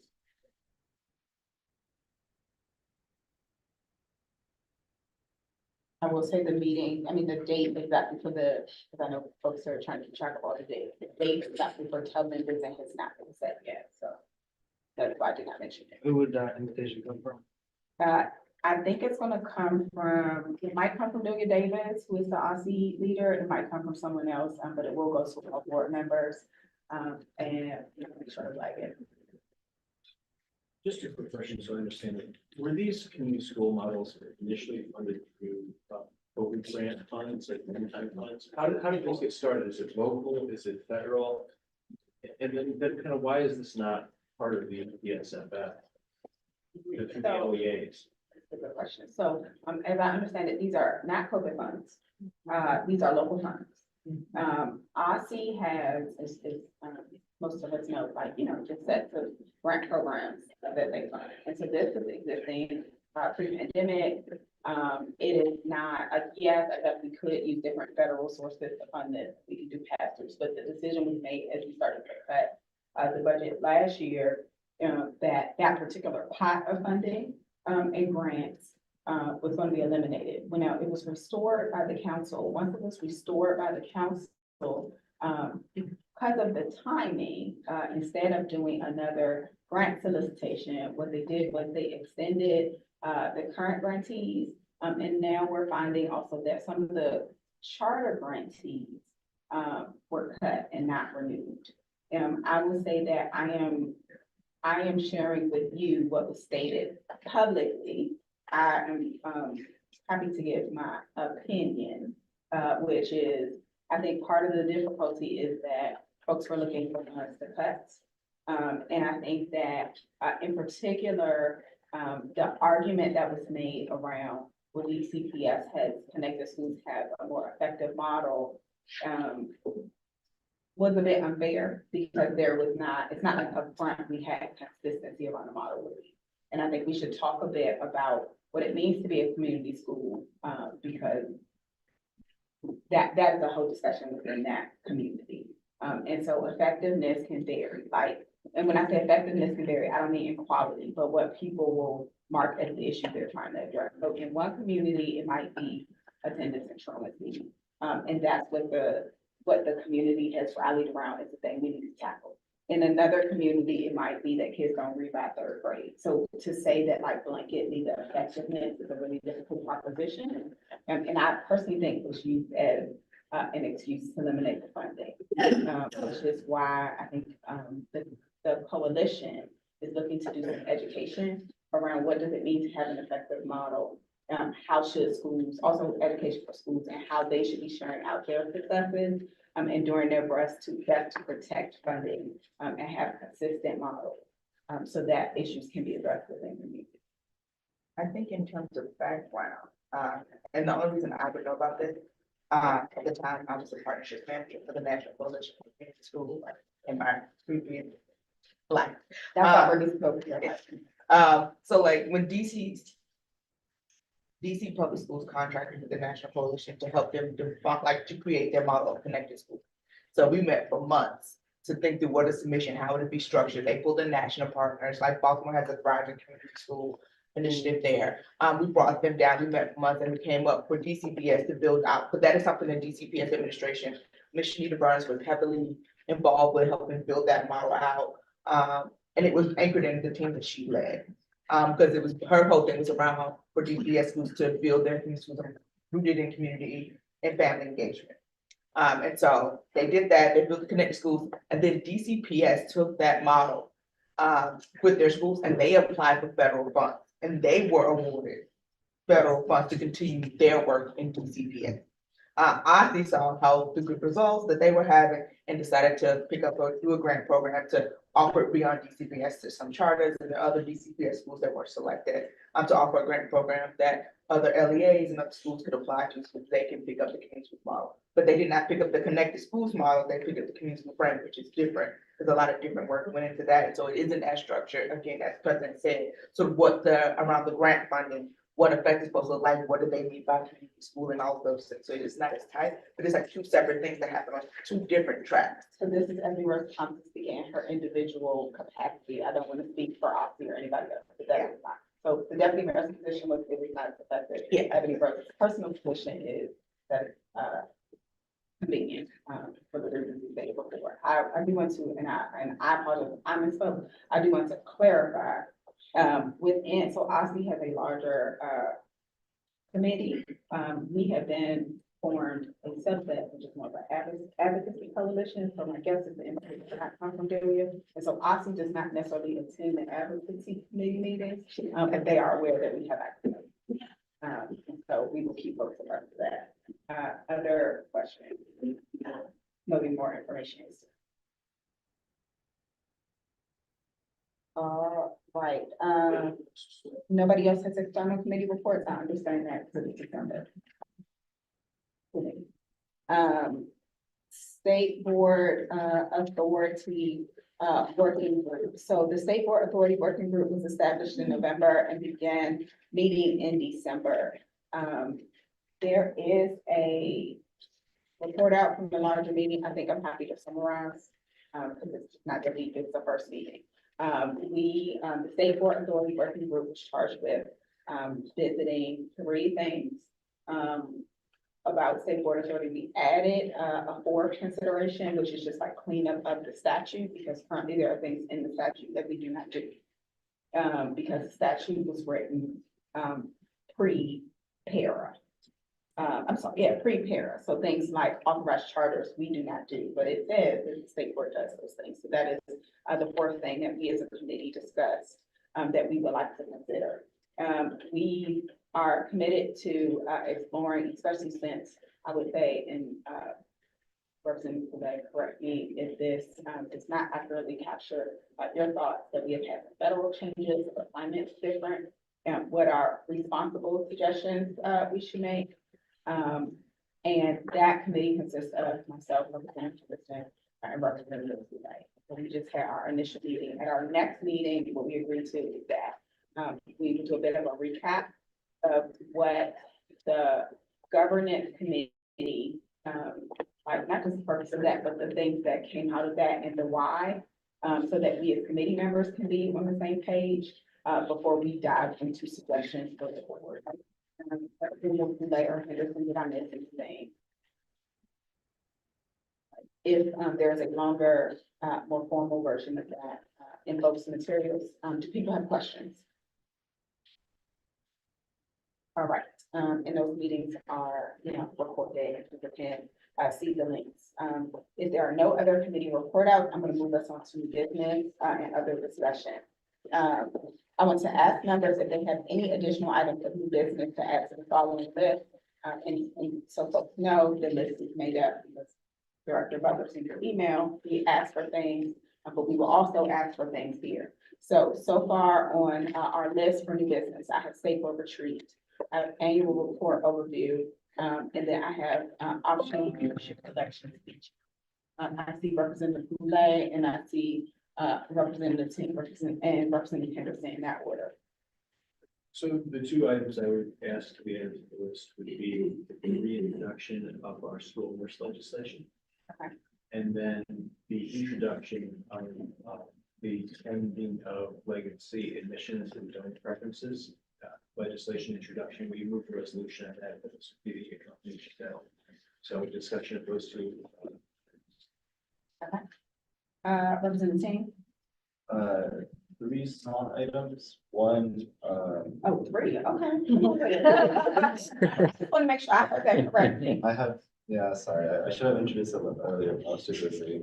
The first one is just like more discussion on how we can start collaborating on that like letter about the buses to DC Council, and I don't really know what's going on with the current discussions about busing between SBOE and DC Council. The second one would be my friend Nick wrote a piece of legislation, and okay, so I guess all the way fast. I don't want to share too much. I'm the youth mayor of an organization of over 100 students, and we have our kids write legislation every year. And one of the legislative pieces that stood out to me was my friend Nick's bill. This bill was that while there is a DCPS school like sports league that helps organize all the sports and stuff, there is also one for charter schools, but it has like 0 funding. It's like on a skeleton crew of volunteers who are all like overworked, and like one of them got cancer and survived, thank God, but like they are not having a great time. And so we want to introduce that legislation. It's already written, but we don't like, it's not pretty, and we haven't really like gone through the formal procedures and blah, blah, blah. But some like discussion on that. Third is my calculator bill, which I also wrote this year, which is, it would cost about $50,000 to give every, I think, DCPS and just DCPS, because we don't have the charter school statistics. Every DCPS student who is at risk, which as DCPS says is like if you're homeless, if you're on SNAP, TAMP, etc., or TANF, etc., it would be hard to afford a $100 calculator to take your like AP calculus, AP statistics, and we can all kind of agree that in college counselors, like 90% of them agree that, you kind of want those classes to get into a STEM program at the university, especially if you want scholarships or merit-based financial aid. And so the bill is just providing them with calculators, and it's, yeah, just like, so there's a little bit of discussion on those three things, and then I would just introduce the legislation, trying to make it pretty before February. Okay, so I'm gonna restate the three things. So I have a discussion about the off busing letter, charter, sports association, and then the calculator bill. Is that correct? Yep, thank you. All right, who did I miss? I saw another hand. Representative Mayor, Representative Henderson. I think I have Representative Henderson can go. I don't have one thing. I don't have any particular outcome that I'm seeking here, but would just like us to talk about the report that came from the DC Commission on the US Commission on Civil Rights about special education. Just to open that up to see if we might want to do anything related to that, and that's fine. Okay, Representative Mayor. I also only have one thing.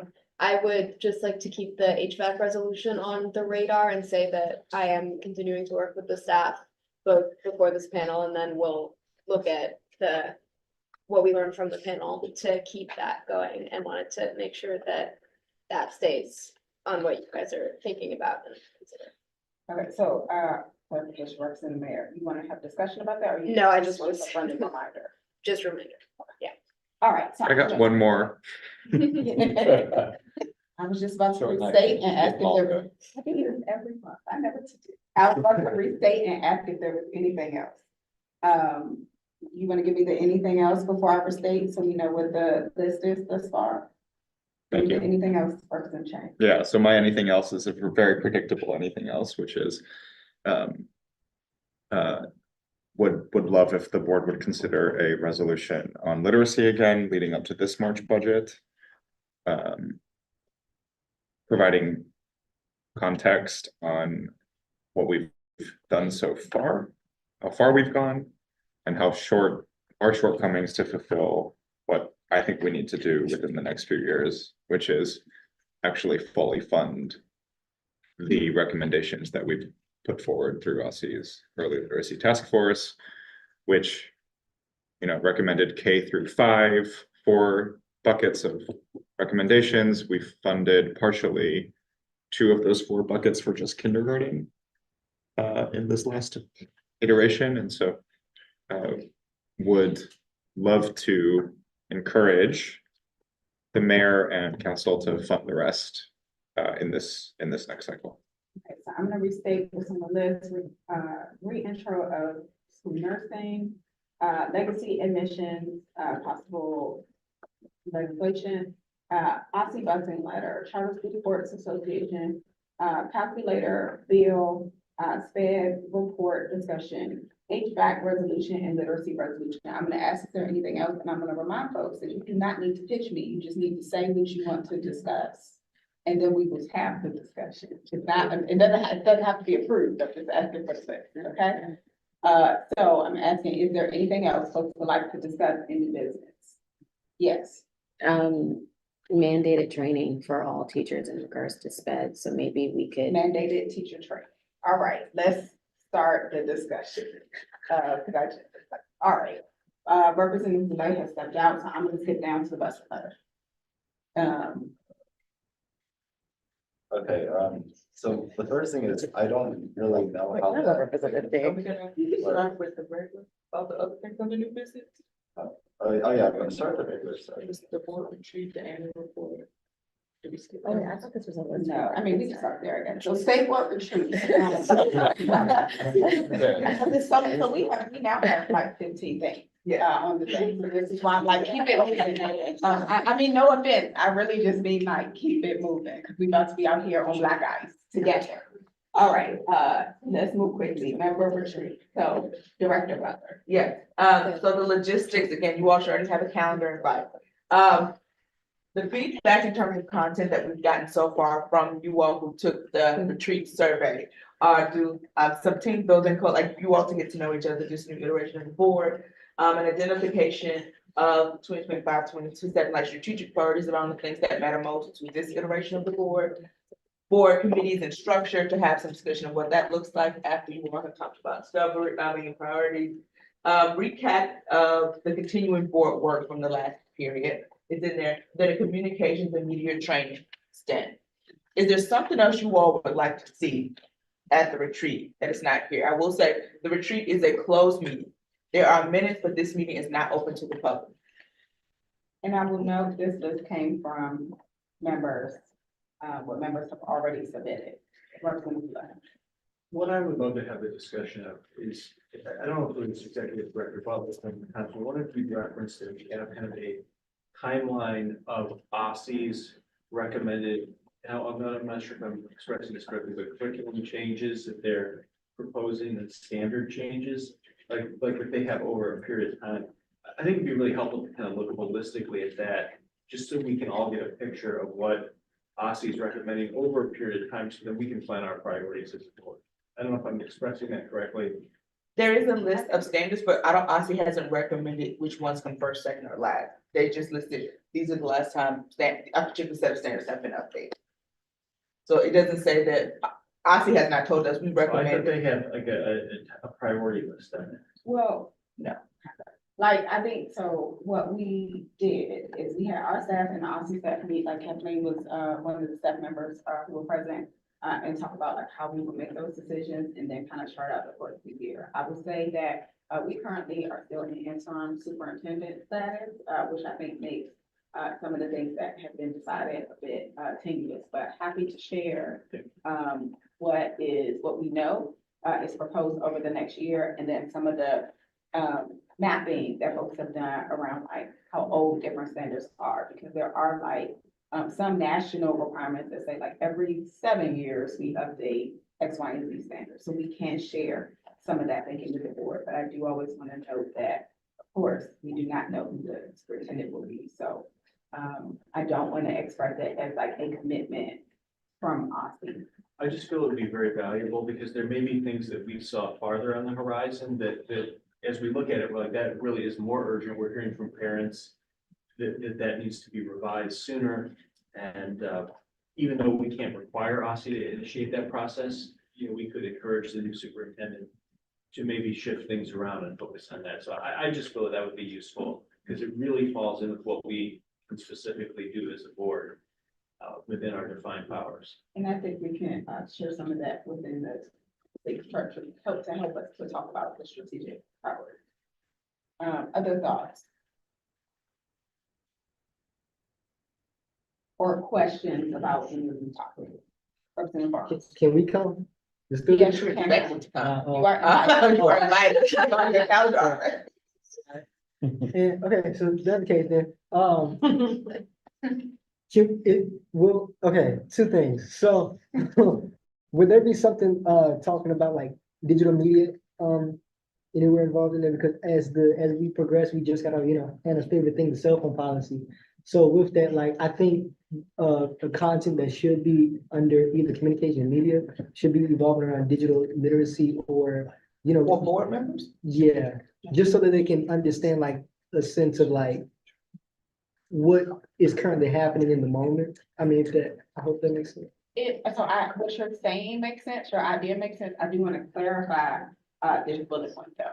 Okay, Communications and media training for board members are specifically about how board members interact with the public, interact with reporters, things you should keep in mind in your member seat. It's not so much about like how we typically interact with like materials around standards or what students are learning or what we need to know about the world. It literally is a training for members so that as we have publicly facing interactions, we can observe certain best practices or feel comfortable being able to go either on the record, off the record, or those types of things. So that's what this bullet means. And so I appreciate that. It's one of the things I asked is, are there any questions about these bullets? Because that maybe was not apparent just from the list. Other thoughts feedback or questions about what is proposed here. Is there other topics that board members want to see or hear or discuss in a closed setting, that will help you be better board members? Yeah, I don't, it's no like issue oriented thing, but I remember, when Paolo came to our meeting, I think it was, we were in Deanwood Yes, for the strategic planning. for the strategic planning, we kind of looked at the three buckets. And I think just even having those three buckets of like, what are our goals? What is the vision? What are the outcomes like to like, can also help guide this, cause like, there's so many things that people name that are important. But when we really think about capacity, Yes, that is exactly. I felt what like that was a section is good about. frame. Yeah, we're gonna recap everything that Paulo showed us. We are going to share all the, at least 4 or 5 examples of other state Yeah. boards of education. The staff has already begun to prepare the content, but it is building off of what Paulo shared and not starting from scratch. Thank you. We've been to MLK a few times, is that how other meetings spot? No, so that is actually, in the 2 years I've been here, that was, that's a more recent spot. So in the past, we met at the, Dorothy Height Library, we've met at the Sherwood Recreation Center. I feel like we had a third. Yeah, I think the answer is. It's not our standard meeting place. We don't have a standard meeting place for things that are not, the public meeting or working session. What we do try to consider is, accessibility. And if we are having multiple meetings, should we move on? But we don't have a standard. Yeah, but MLK is central and they tend to work with us well, so that's why we're back there. For once, on twice, given like 15 days on this list now. If you have That's- any other That's our decision. questions or insight, if you could email them to the staff by Friday, because we'll be doing agenda and content planning as an internal team, so that we are able to facilitate the best retreat possible.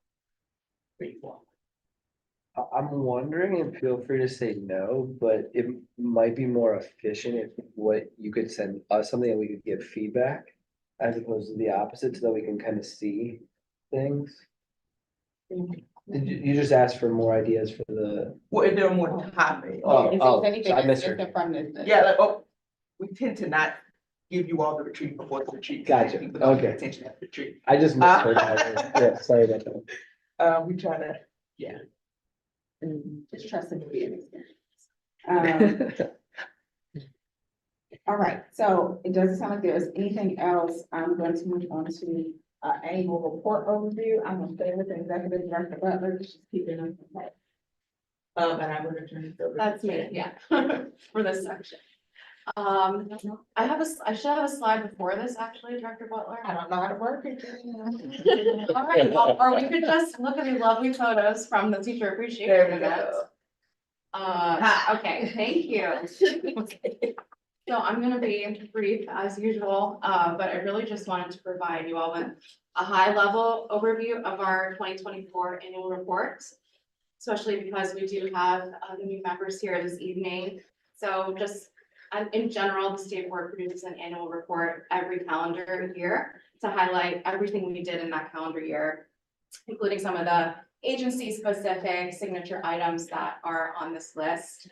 So I didn't put the whole report in here. You have it in your materials and for you to review, but really the point is to showcase the amazing work that we've done as an agency in 12 months in service of students, teachers, communities, families in DC. So if you start to then go to the next couple slides, Director Butler, just some examples of what it looks like this year. So we did have, again, our second Teacher Appreciation Day with Errol Atkins, some really key events that were kind of hallmarks for the agency that we're really proud to share with the general public and especially our partners in education that were with us along the way.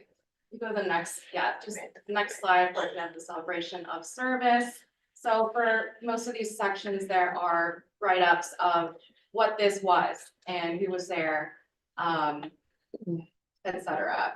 And then there's a few more, back to, we had the literacy mixer, of course, Chancellor Farabee, Councilmember Pinto, so many other leaders from other agencies.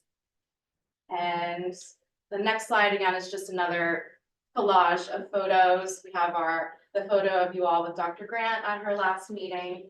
So again, some of these just memories from the year. And again, featuring the members that were on the state board in 2024.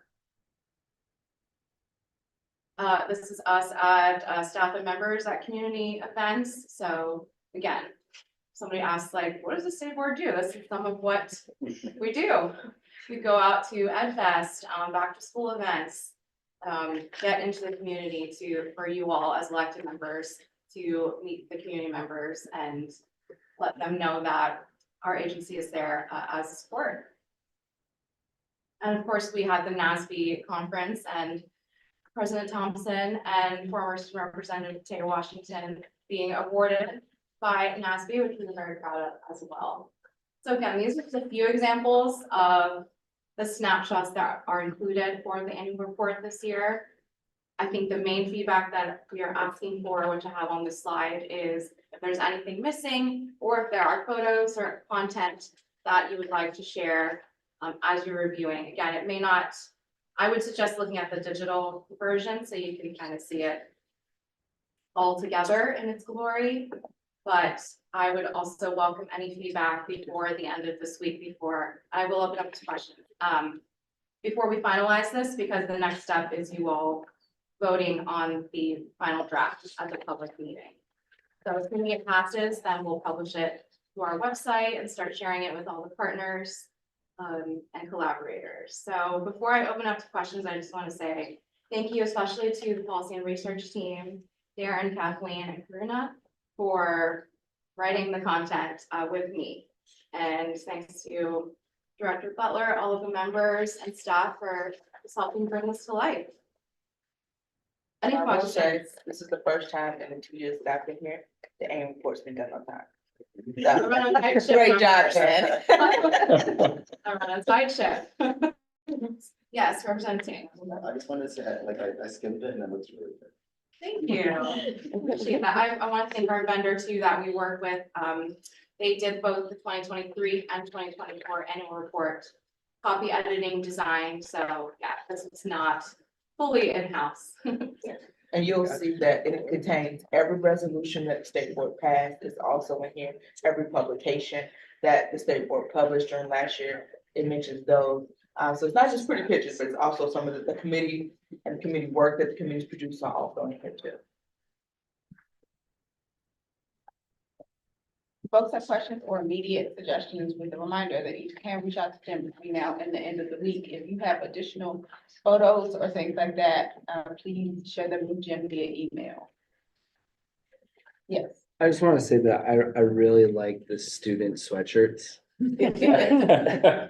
That picture turned out great. Sign. Yeah, so the representative designed their own shirts. Well done. That's amazing. It's a great- Great job. Giving strong DC vibes. Yeah.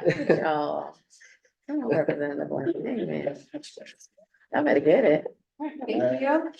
Thank you. Thank you, Jen. Okay, now to a long list. All right. Representative Lay. I'll start us off fast here. Oh, what did you Easy do? one. School nurses. An easy one. So this, because we did this already, but we have to do it again. That's one. Oh, Take one, pass it down. So nothing has changed on this legislation from what we approved last time, except the date has changed from 2024. Oh, honestly, did it change or not?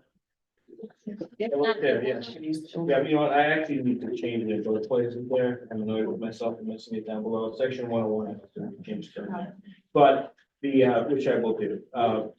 But we've got to revisit this and just reintroduce it because every council period, legislation lapses if it's not passed. We got this introduced in the fall. And it was actually the topic of testimony at the hearing on another bill, and our bill got rave reviews. And I think that the witnesses were less encouraged by the bill that had been introduced. So I think there's a lot of support for this legislation. In essence, for the new members, it requires that every public and public charter school have a full-time 40-hour weeks school nurse. That's become increasingly important. And Karuna just mentioned to me as I came in about an article, reminded me of an article about a student who had an EpiPen and wasn't able to, if I'm phrasing this correctly, use it in a timely fashion. There had to be, provisions made. And if you had the nurse right there, we would have been able to do that. So parents feel very strongly about this issue. And we need to move quickly on it because we've lost so many school nurses under this cluster model who are leaving our system. So I think this one's urgent. I'd like to try to get it, since it's already moved through committee, it's already been approved by the board. We do have to pass it again, just as a procedural matter to send it back to council. I'd like to do that in a public meeting since it's already been fully vetted here. But I would like to also then meet with the new members to discuss it. If there's any changes you'd like to the bill that we already introduced, I'd certainly be glad to get those in before the public meeting. And I'll send an electronic version around to everyone, just so that they've got the electronic one. And I will correct in here the two dates in section 101 and 201 that I missed in my haste, which both need to change to 2025, not 2024. But substantively, there's no difference in the bill. I'd be glad to take any questions on that. Before question, any questions folks have? Additional thoughts, so folks know, we do have new provisions since this was initially passed, which is why Representative Legg was saying he wanted a vote specifically on this. We do have prior legislation that's been introduced, not just like this, but we've also had things like the data transparency warehouse bill, which we have also introduced when the council period changes. We also have been in conversation with the chairman about this, and so it is being considered with the legislation that council members introduced with the appropriate committee. But we want to make sure it is also properly filed again in the new council period. So I just wanted to share that context as well. Do folks have questions or comments? Comment, I have not read the bill, but I do remember following this and the work that, the board did on this, and I just want to say as a school-based employee, I just want to have all the needs for this, so thank you all for the work that you all have done. And I tell you how big of a help this will be for day-to-day operations, and not just for students who need medical assistance, but the morale and the support and everything for the entire school body, so thank you. Thank you, Representative. Any other thoughts or feedback? If there are, Representative Delay has offered to be in contact with folks. I'm gonna move us along to the next item, legacy admissions. And I'm sorry for being up for it like this, but I'm reminded folks to put it on there. Brevity will be rewarded hopefully tonight, so I trust you. We had a great debate on this issue last set board sessions.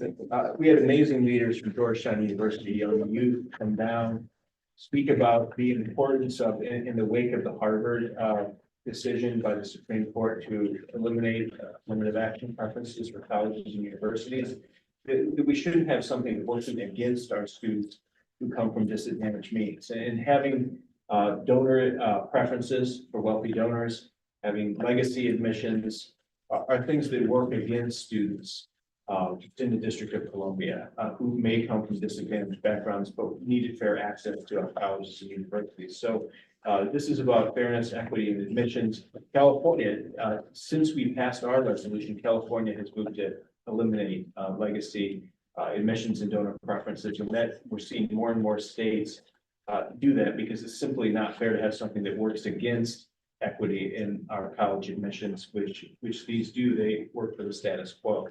So this legislation is just another step to the resolution that we passed.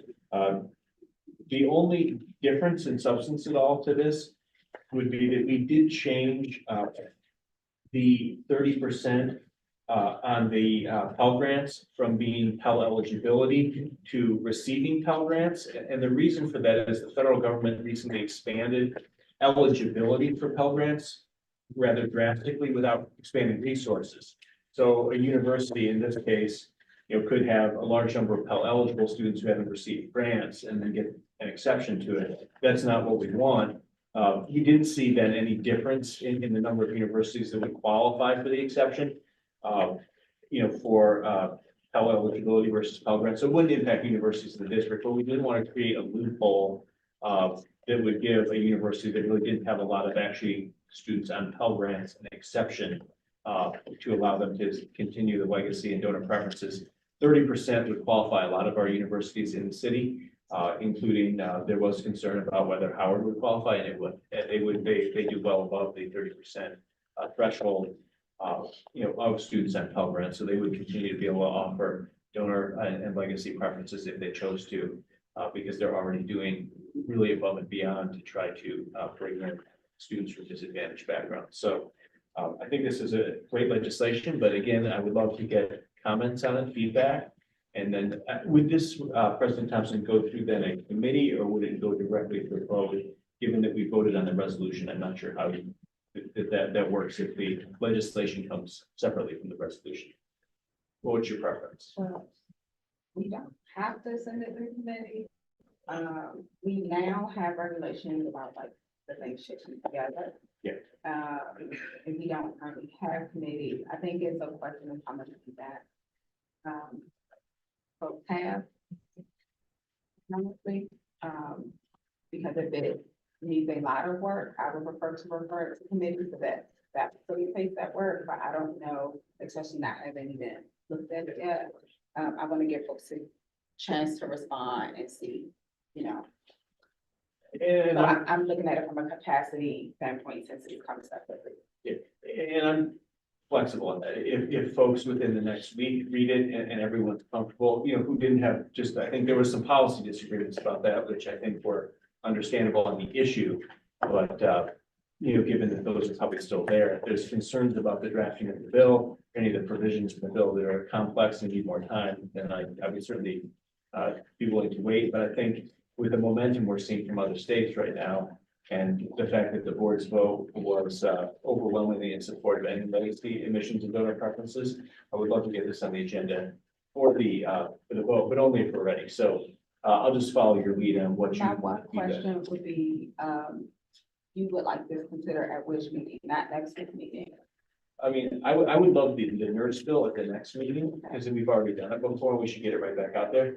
This one, I'm fine if people need more time, if we wait till the next public meeting to vote on it at that time, but I would love to try to get it on that agenda so we can move, a pace and keep up with the national movement on this subject. Okay, I just want to clarify, so can we ask folks, just over, if like Friday, they could just kind of flag, if they believe that like it's something maybe they have a lot of opinions about, they need more time, and then we can make a decision about if it needs to go to committee, or if it's something we will be putting on the February agenda.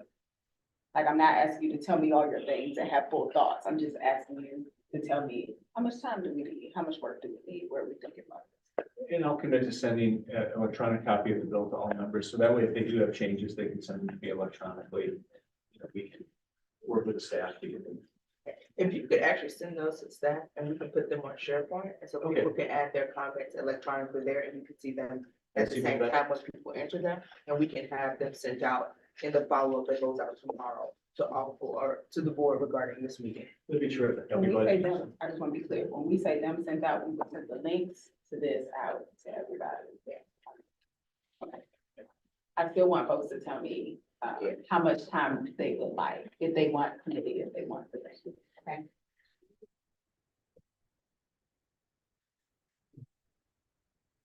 They came a couple of times. The question was just for everybody, is which meeting it was discussed at? Just so I can go back and Yeah, review. and I'll help try to find it out. The staff may know better than me, but the students initially came once to raise the issue, and then they came again to speak on it. So it was over, I think, a period of 2 meetings. And if some of it may be in the resolution on the meetings the students met at. But I'll be glad to work with the staff to get you those dates, because it was really powerful testimony from those Georgetown students on this issue that I think really, I mean, given that they would benefit from legacy admissions right now, it was very compelling that they wanted to get rid of it. My suggestion would be to put the resolution and then so it would be that meeting and the meeting. And I would tell you which dates to look at. And we can include that in the follow-up that goes out tomorrow. Thank you, staff can include that in the follow-up. Other questions about this? Right, next item, let's talk policy busing.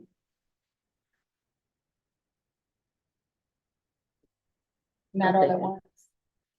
I was trying to, yeah, I was trying to represent, I was trying to give, respect to Representative Ting, but, as a mother, Representative Ting, you want to jump in here? Oh, he's stepped out. That's why I was like, Yeah. that's what, Look at, yeah. yeah, that's why I was like, I'll take it. Happy to come back to the busing letter. He has three things. So I'm happy to move on to Fed report and then come back to Representative Ting's three things so he can fully participate in them. Fed report, I believe Representative Henderson put this on the table. Yes, so if you haven't seen it, I don't remember exactly when it was released, December 2024. The DC Committee of the US Commission on Civil Rights issued a report on special education in the district. I think it's a lot of stuff that we are well aware of. But that hasn't changed over many years. And I just wanted to raise it to the full board to see if there was interest in having some sort of response. I noted in the report that I guess the board declined to be interviewed for the report. I don't know what the rationale for that was. I'm trying to find what he's got. And like I said, I don't have a specific outcome that I'm envisioning, just wanted everyone to be aware of it, to ask if anyone wanted to take any action related to it. So we like to, Probably, Affecting the services for the ability of these couples. yes. so I can suggest, because forward, we can, I mean, I guess it's a timely question, and I would, look for people to also make suggestions. We, can, one of the current committees can start a discussion around it. We can carve out time at the next working session, kind of how we debrief a panel. That will give folks time to read the report, and then we can talk about, you know, what was most poignant, what next steps might be. And that might be one path. We can also discuss, I guess, amongst ourselves, what some other paths would be if we don't have to have a solution tonight. But those are two immediate things that come to mind as paths for the board to discuss this, assuming there is other interest. But I'm not going to assume I'm going to look for people to speak up. Yes. My question is, looking at all the committees, it looks like you all don't have a special education committee? So, okay, so we do not have a special education committee. The committees are decided by the members. We have a couple committees that are standing, as we share in the member orientation. We will discuss committee makeup on February 1st. At the retreat, because committees outside of the standing ones, which are required, which are student advisory, and admin, are not set in stone. Okay. I was just like, my train of thought was like, you know, things like this. I'm thinking about like the training for the teachers when it comes to special education. But, and again, Representative King with the buses, like all of these, there's so many issues that come with special education. Director Butler brought up, just even with the PEs, you know, physical education and how that relates, it just kind of feeds into everything in education. So I think we should consider and talk about maybe having a SPED committee. If you need volunteers, I will at the appropriate time, not now. I'm just saying, I know that's more work that has to be done, right? So some, you know what I mean? So But I think, you know, again, this is a suggestion, but it's a lot of work with SPED. And again, with your report, Representative Henderson, like, this is something that we could, you know, that we can keep going. So, Representative Johnson, that's her, and that is, totally appropriate for discussion after retreat. Okay, thank you. Because the members decide what the committee makeups are. Got it. As far as yes, it's a good suggestion, we discussed it then. As far as the report itself, do other people have thoughts about the report itself now? Do other people have thoughts about, because we listed this as an item for a discussion, and I know folks run out of steam, but I want to make sure that everything that's put on gets the appropriate amount of energy. That's why I cringe at the listing, but I want to make sure if folks have additional thoughts, they can get some of those thoughts out now. And I would invite folks to share additional thoughts. You can always do so via email outside of the meeting. So they asked Budget's office is back up, and they want to, we never got a request to respond to this report. Thank you for the clarification. So, what Executive Director Butler was sharing with me is that the state board itself was not contacted about responding to the report. The, Ombudsman's office and the SPED have received a request to respond to the report, which we were not aware of. So we did not decline. They did. For the record. I'll just say, like, at this point, I'm happy to just have, you know, everyone just take a look at it, and maybe it will inform our discussion about committees, or if it will inform, you know, our testimony down the road about various topics. I think just want everyone to be aware of it.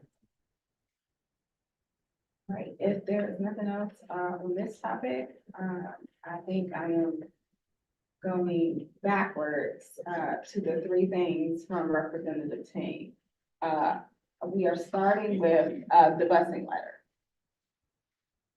Yeah, I'm not sure how that proceeds, like, do we just write a letter and then just send it? Do we write a letter, propose it as new business during, say, like a public meeting, and then vote on it to pass it? Yeah, so we do not have to write on a letter, we do not have to vote on a letter at a public meeting.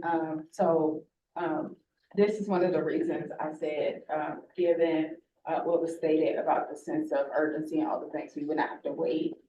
We can start to assemble a letter as a board, like via email, and people can give feedback. And so I don't know if there is a member that wants to take take ownership. It's like having a first draft of the letter. My recommendation would be to look back at some of the previous busing resolutions, because most times when we send a letter, we note the previous resolutions, and then we say, okay, based on what we've heard, based on these resolutions, we still say these issues are like, you know, continuing pervasive. We want the council to consider. I'm just, you know, just spitballing here. But that would be, and I see Representative like, that would be the process, is that we would write something out. People can respond. We would build the letter together. And we would then decide, and there would be an ask via email, if everybody wants to sign on to the letter, if the full board wants to sign on to the letter, then it can come from the board. If only certain members want to sign on to the letter, we can send it from certain members. So we have both of those options. Representative Goulet. So on this, you know, these are, we had issue. Oh, I'm sorry. Is that just because I'm about to go different place? Do people have any questions about what I just laid out? Does that make sense? I was gonna speak to specifically what you laid out. Okay, thank you. So from my standpoint on this, a couple of years ago, we had some systemic issues with transportation being late, missed routes and everything like that. I felt a little differently about the testimony we had from an individual witness, which was specific concerns about a driver, you know, and maybe a driver not even following OSSI policies on this. I feel like rather than write a letter to DC Council, what would be more appropriate would be for us to flag the issue in a leadership meeting we have with OSSI, so that they're aware, because this may just simply be an individual driver who's not following the policy. We make sure we could even get ahead of the leadership meeting by having our staff or their staff of the issue And then just ask them for a resolution of it. I don't know why on this, since we're not asking for systemic policy changes or funding or anything of that nature.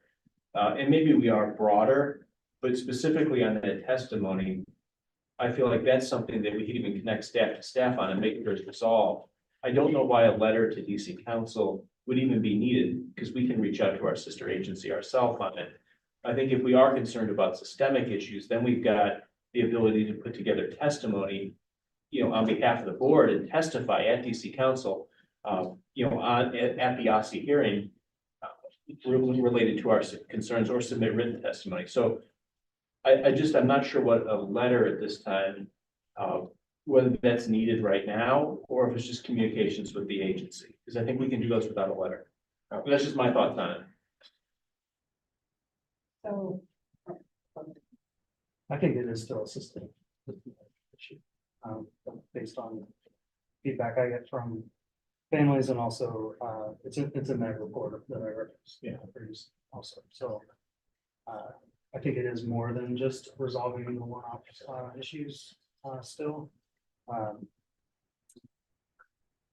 In addition to a letter, though, I presumably will be testifying at performance oversight, and that's another place we could explore something.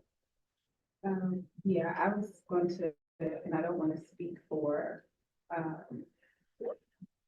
Representative Team or Representative Johnson, no, I just want to recap how I think we got here. So what I heard from Representative Team was a process question of like, how would we do a letter, right? I think the reason, that I remember us discussing, was because we were talking about the public panels in particular. I heard first Representative Team raise a specific issue and then note that, we had a lot of testimony, and then I heard Representative Johnson Law say she feels like, this is a pervasive issue. And then, so my suggestion, was if we are talking about pervasive issues, and I think it would, behoove us, to take some time to kind of, and this is why I'm asking if there is someone who wants to start, what is it that what's the there? Like, what are we asking for? What would we like folks to consider? But I'm hearing that we wanted it to be more than just the one thing. Now, I'm always happy, and I think we always should, if there are individual, member concerns about a thing, that we do the follow-up.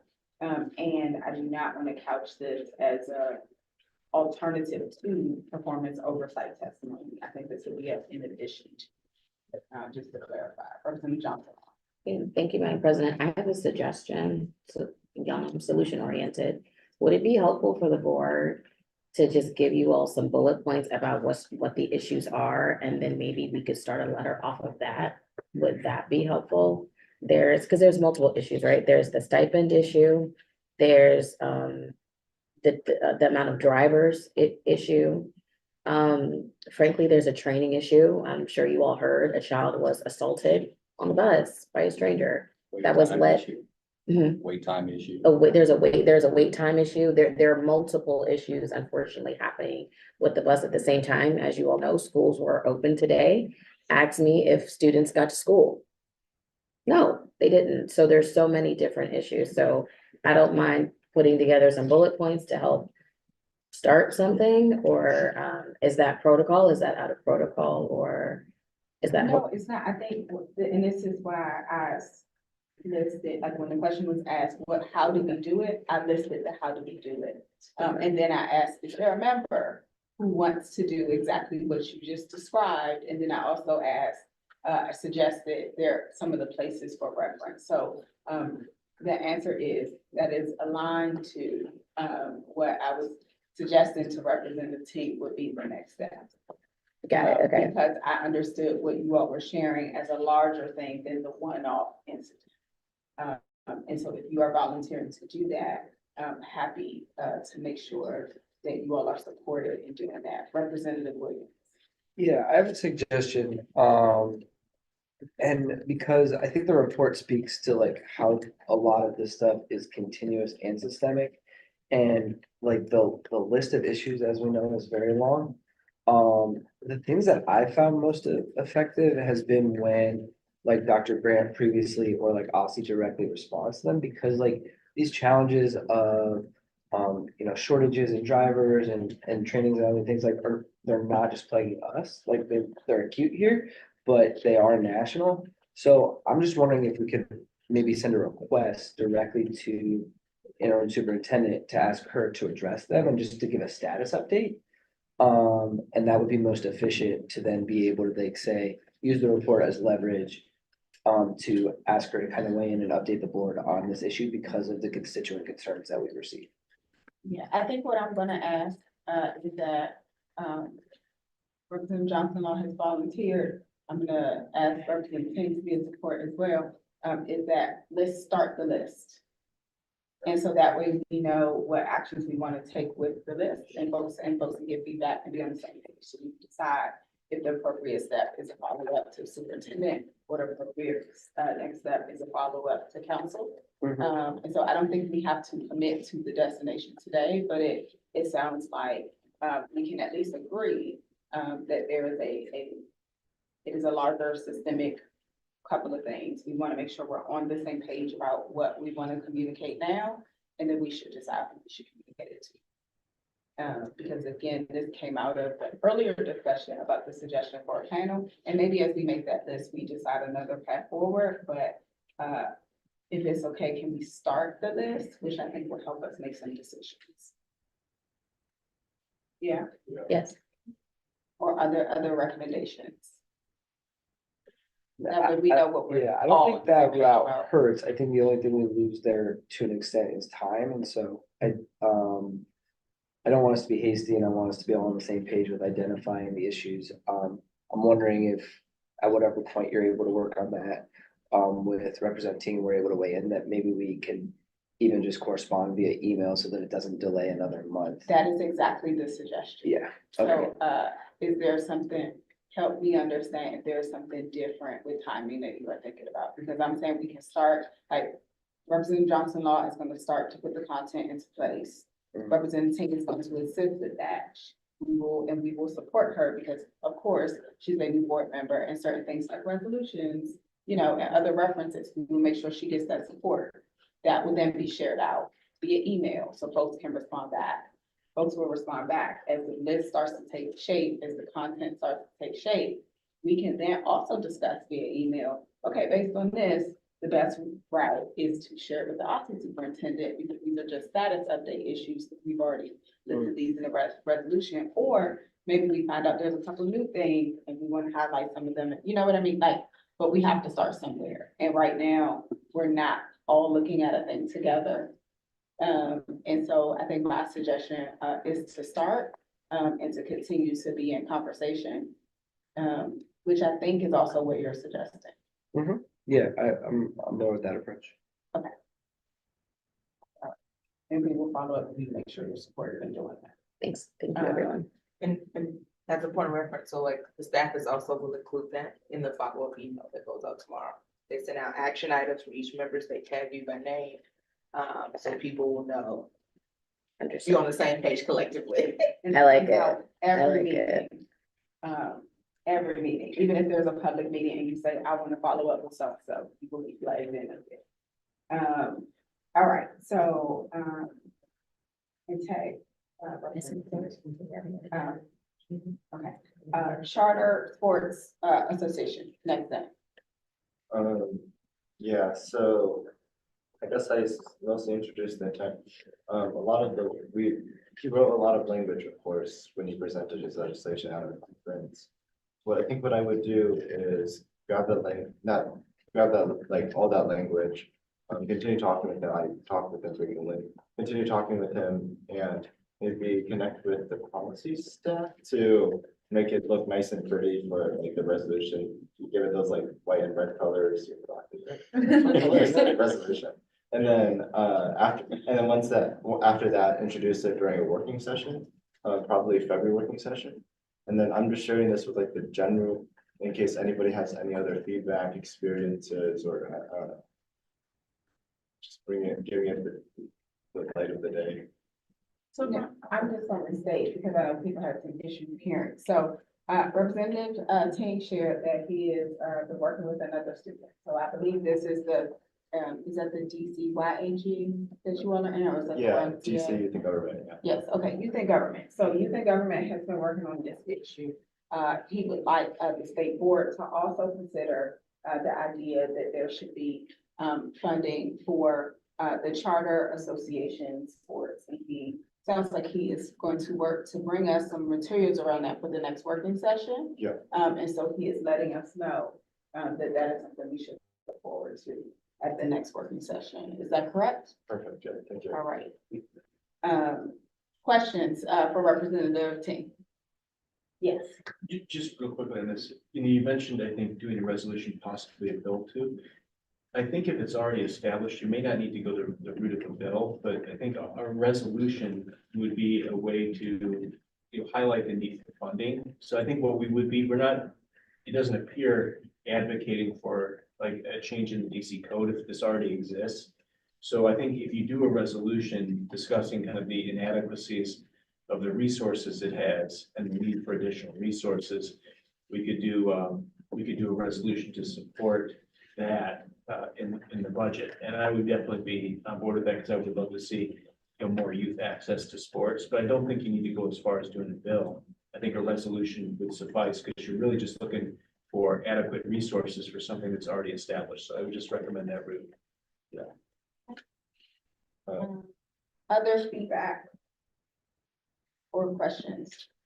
Representative Zena? Yeah, sorry, that's a slip of my mouth. In youth and government, we call everything a bill, but obviously it's here as a resolution.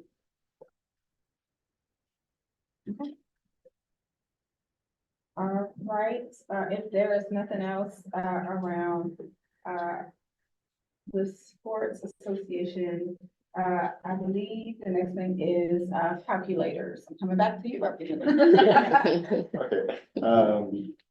Okay, yeah, I also introduced the like calculator thing. I guess one way of explaining how I got the number 50,000 is, there are about, I don't have it memorized. I forgot it. I used to have it memorized. I think there are like 300 to 500 students who take an advanced math that requires a calculator. So like AP calculus, AP statistics. If you ever taken those classes, you need a calculator. Not just to do well on the test, but also like to do your homework, to do like exams in class, like functionally be in that class, you need to access a calculator. And some people can replace that with like Desmos.com on their computer, but if they don't have a computer, then what are they gonna do? Like, so my point was to, so then I calculated about 50% of our DCPS students, it's like 40 to 50%, which fall into the category of like need of at risk, which implies that they need some sort of financial assistance. This could be changed. There could be like an income thing, but I just used at risk. And it's a blah, blah, blah, math, nerd stuff. I settled on the figure of around 50K, assuming that 50% more students who are at risk take the class. Now, because the point is kind of not only accessibility, but also recruitment. So, okay, to go back to 2011, I did a little bit too much research. So 2011, when DCPS started offering AP courses, one in each major subject area, the enrollment in AP courses, I think, spiked up by 50% over like the next following years. And so just to like say, okay, even if like such a major issue happens with major event happens with so many more people coming in to take these advanced math classes, we would have that funding. And this can be workshopped, et cetera, but the general idea is this, and then I would just, again, work with the policy team to make it look nice and pretty, and then submit it during the next working session. Don't you think? Go ahead. I was gonna say, I think it may be helpful for something like this to maybe go through to committee so that more members have a deeper understanding of the issue. Yeah. Because I think there's a conversation, like, is there a need that the students themselves or the families themselves have said that this is something that would be helpful for the board to support for students? And so to make sure that there's like everyone who's like had a deeper understanding of that piece, because is it something that was identified by the student government group? as an area where they can be impactful or as an established need that citizens or students or parents have brought up, and bringing sort of closer alignment between the two.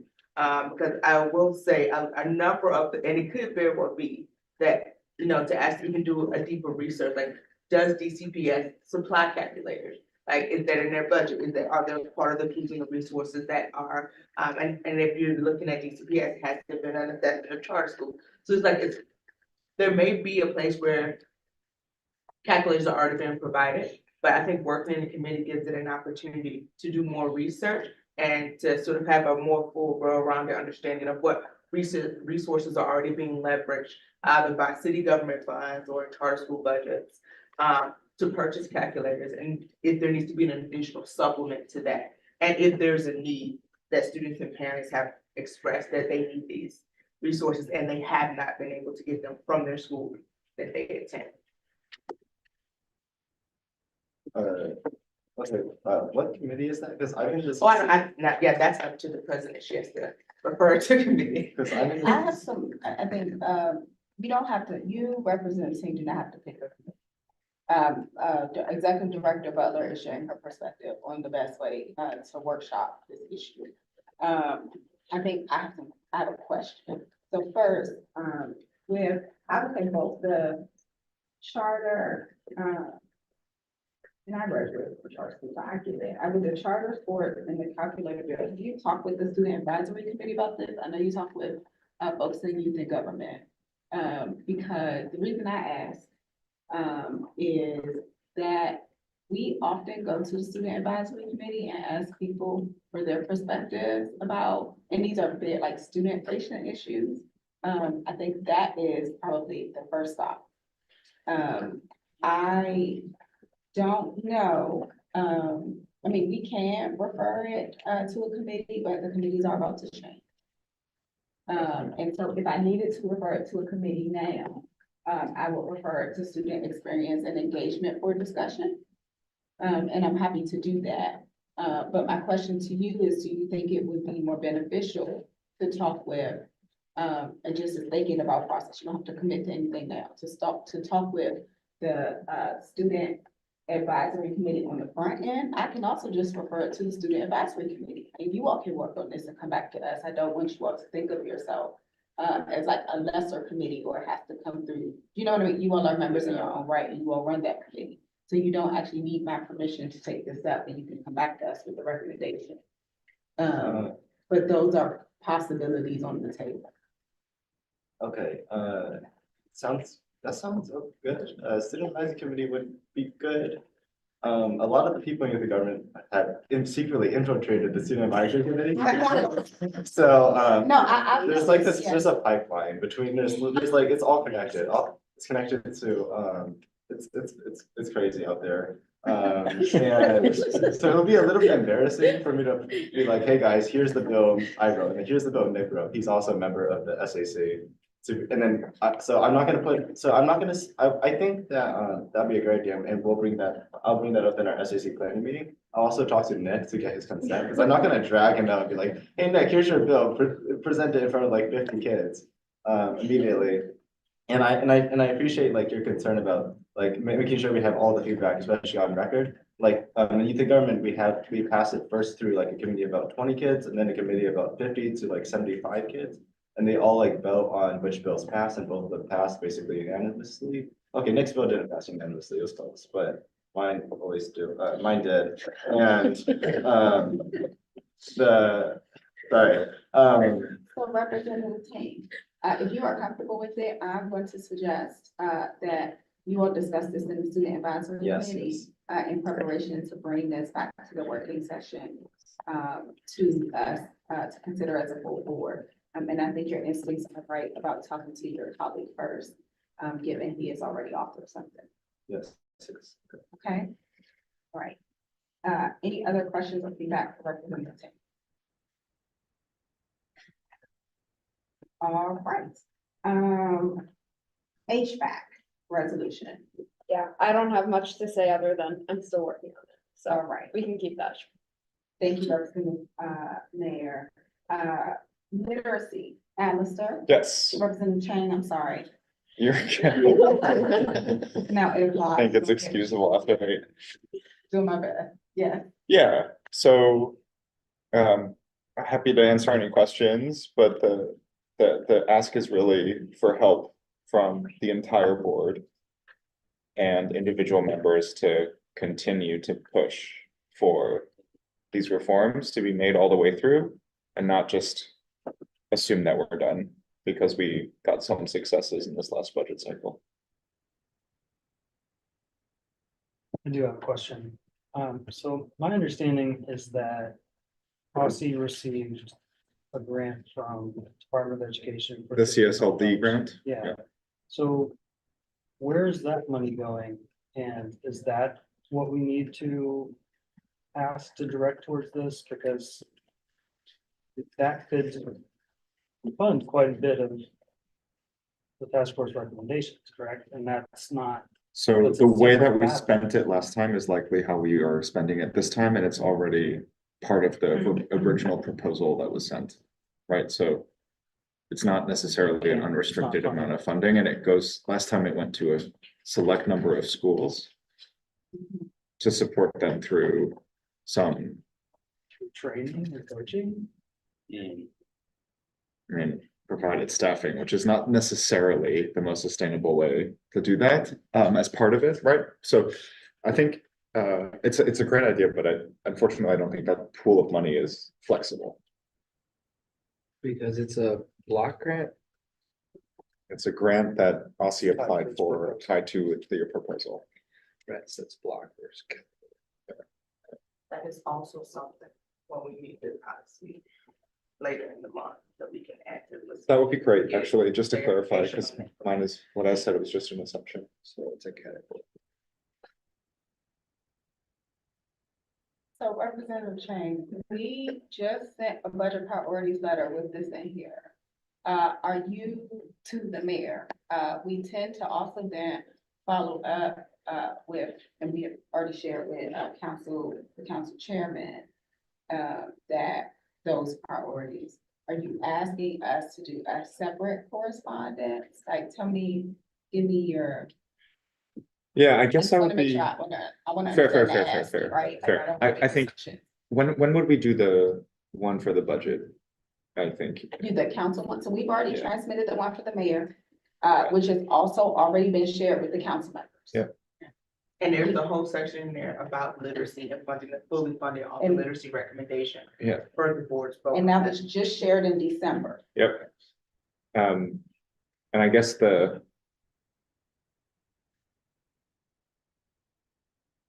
doing that in anticipation of the mayor putting out her budget in March, and I think then, remind me, did we do something last year between the mayor passing that over to council So in once the mayor addition? transmits her budget and we see what's in there, we would then, like everybody else, say, okay, here's what, here's the delta between what we requested to be in there, and what is actually in there.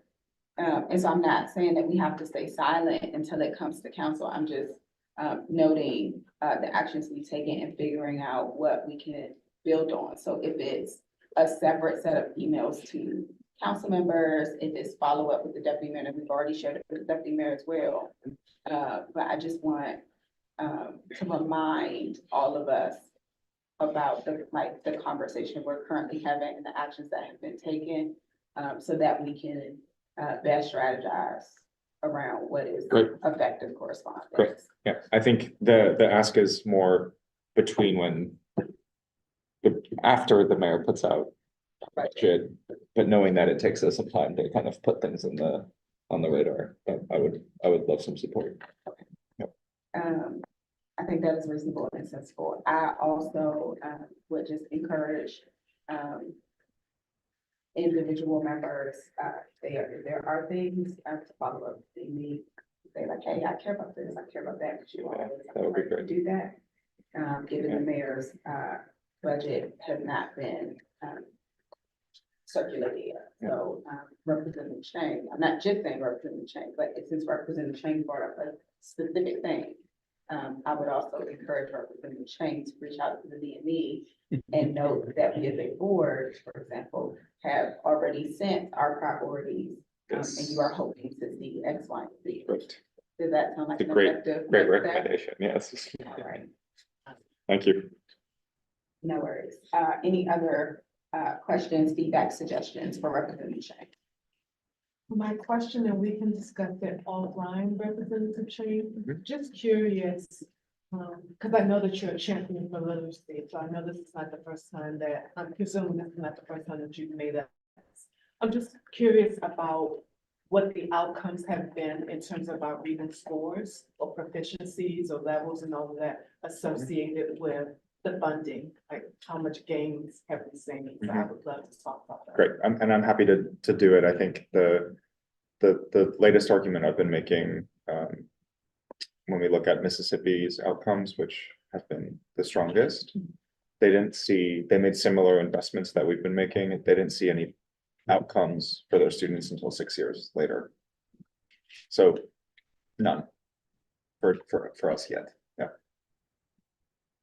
And again, we can talk about it. And is it coupled with more community engagement and parent engagement and all of those things, not just focused on programs at the school, but kind of like a whole paradigm shift? So they did not in Mississippi. Actually, Okay. it was more focused on, we have this limited amount of time with students in school. What is the most we can do to make the most of this time with our students was the intervention, because it was more controlled by the school.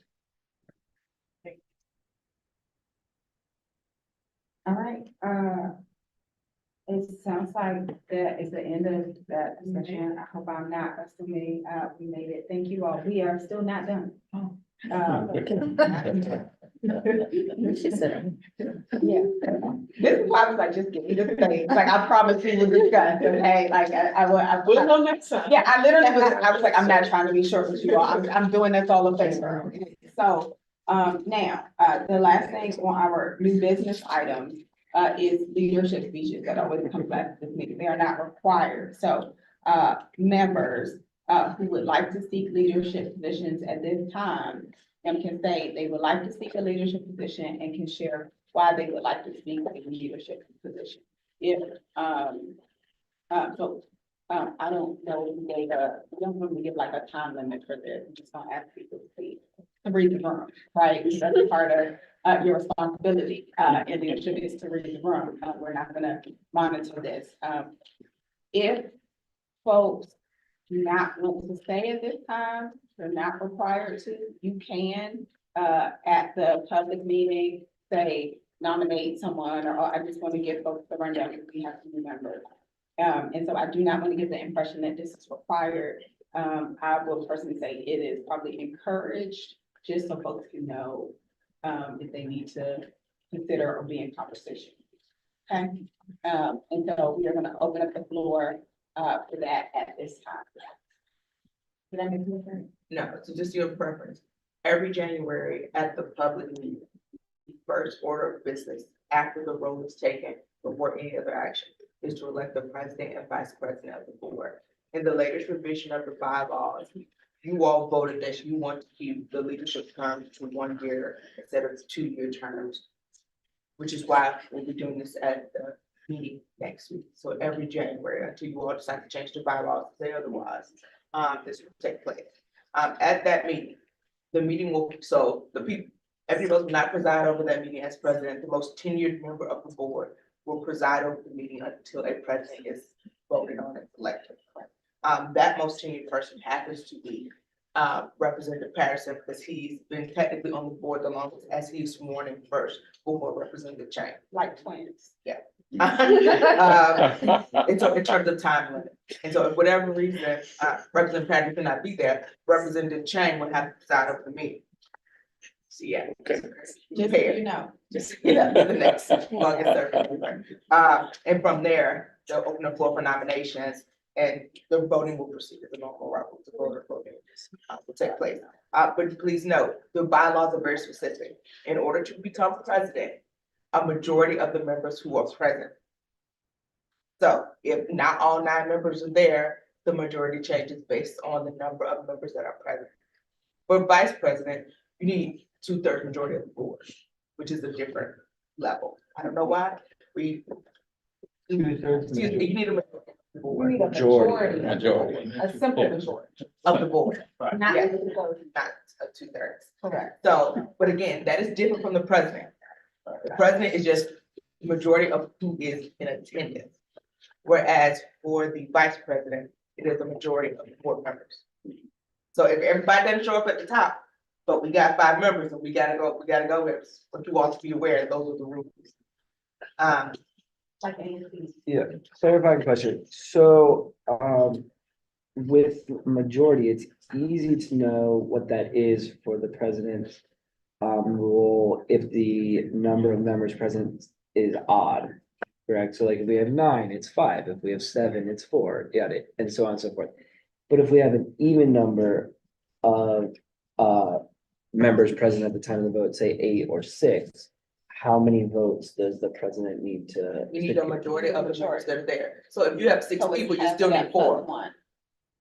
So if it's 6 members present, still Okay. need 4, which will be a majority of the members present. So if there were 6 people there and, 3 people ran, and it was 3, It 2, keeps 1, going until a we would person gets the revote. majority. Okay, So like, they cannot declare a winner until a person has the majority of the vote. okay. And so if no person reaches the majority number, then literally, guys will keep going. Okay. And re-voting or decide not to, And Elect- it's during the meeting, yes, a this public meeting. yes, on So the I'm day. gonna- Oh, yeah. I think I'm gonna try to say this if it's helpful in a more succinct way. We need a simple majority of the members present to be president. You need a simple majority, not the most, a simple majority.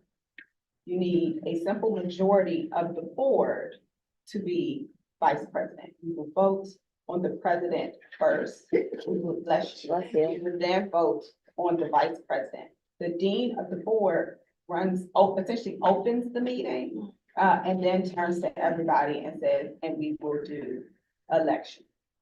If it is helpful, folks can go back and look at any of the January meetings, and see, like how the elections are done. But that is the makeup. Do folks have, immediate questions about the process? And, I will note, I love our student members. Our student members' votes, they will be asked for their votes, but they do not count. We did not ask for their votes last. We made a mistake, I think, I think they noted them or something, but maybe we made a mistake. They noted them, they did. They always give their votes, because I remember, they voted, let me put it like this.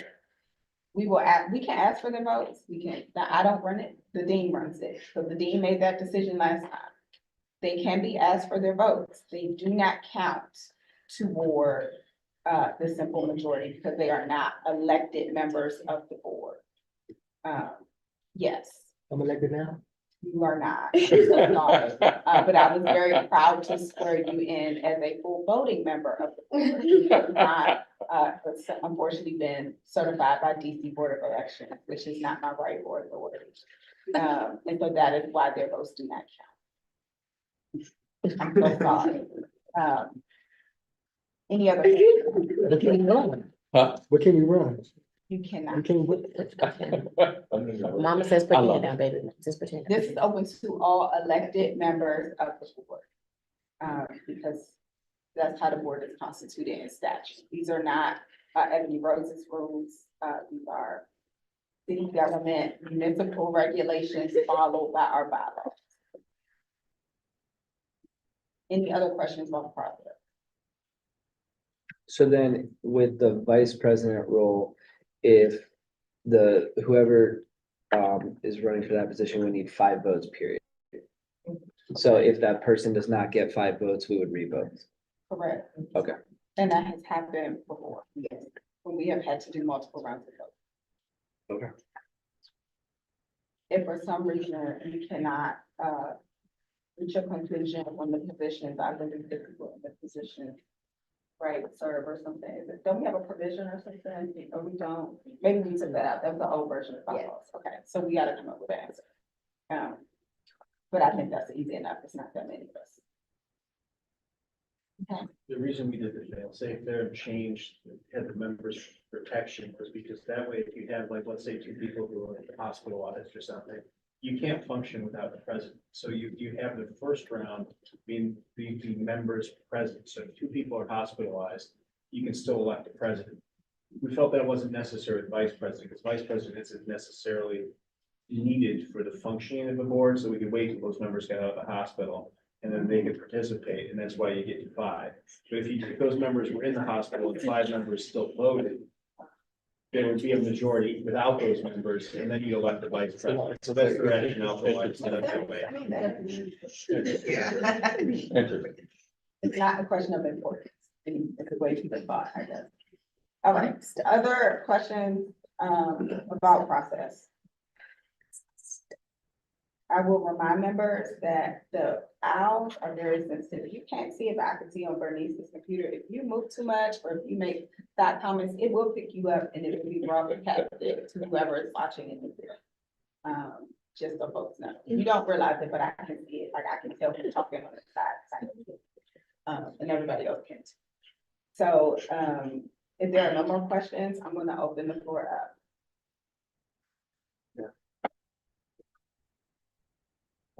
You want me to make a cue? I can. Yeah, I can go first. Okay, so I'm gonna go Representative Williams, Representative Henderson, or Representative Patterson, Vice President Patterson. All right. They say that, I'll do my best to be brief, even though I have some remarks, but I want to make this more personable. So I do intend to run for the vice president role. I've had many conversations with, many of you, and, I think there are 3 things in particular that would make me well suited for this. One, I love having new members, but I also remember that being a new member, there's a big learning curve in this role. And I now have that experience and have been able to chair committees for 2 years and know what that is like. I also think that leadership is really important for your general leadership style. And as a leader, I am a very inclusive person. It matters to me, not just that members, but that all of our staff feel heard and valued and respected. And that we create a culture that, people want to be here and take pride in our work. We're a small agency. We've done, as we can see from the report, done an awful lot last year. And I want to be mindful of our impact and really focusing us on a few set of things and not try to do everything, because as teachers know, and everyone knows, you can't pour from an empty cup. And as a board, no agency can do everything. So I'd like for us to really think about what our impact is as a board. And as a teacher, I'm uniquely positioned to do that. I was reminded recently that teachers are the backbone of our public education system. And I think that I have experienced seeing things daily from the classroom level and seeing how administrative things in schools impact students' experiences in schools, and being in the meetings with other city leaders and those other agencies. There's an authenticity, a power, and an urgency to be able to push our city for change. We know in all of our roles and all our experiences that a lot of things need to be improved in our education system. I think combining my ability to listen to everyone with my daily experience and my ability and willingness to do this work, that I would do a great job in this role. Part of being a teacher is facilitating every single day and making sure that every one of my students feels valued when they step into my classroom. And I trust and know that I could do that as a member of this board, and I hope to have your support if I formally throw my hat in the ring next week. I'd like to pursue the position of president. I don't have a speech to give. I've never given a long speech, and I won't start now. But a few things that I would like to do as president would be to continue to hone our internal processes, which we've been iterating on, but I think it still needs some streamlining and correction. We keep finding holes in our processes, and I'd like to work on those.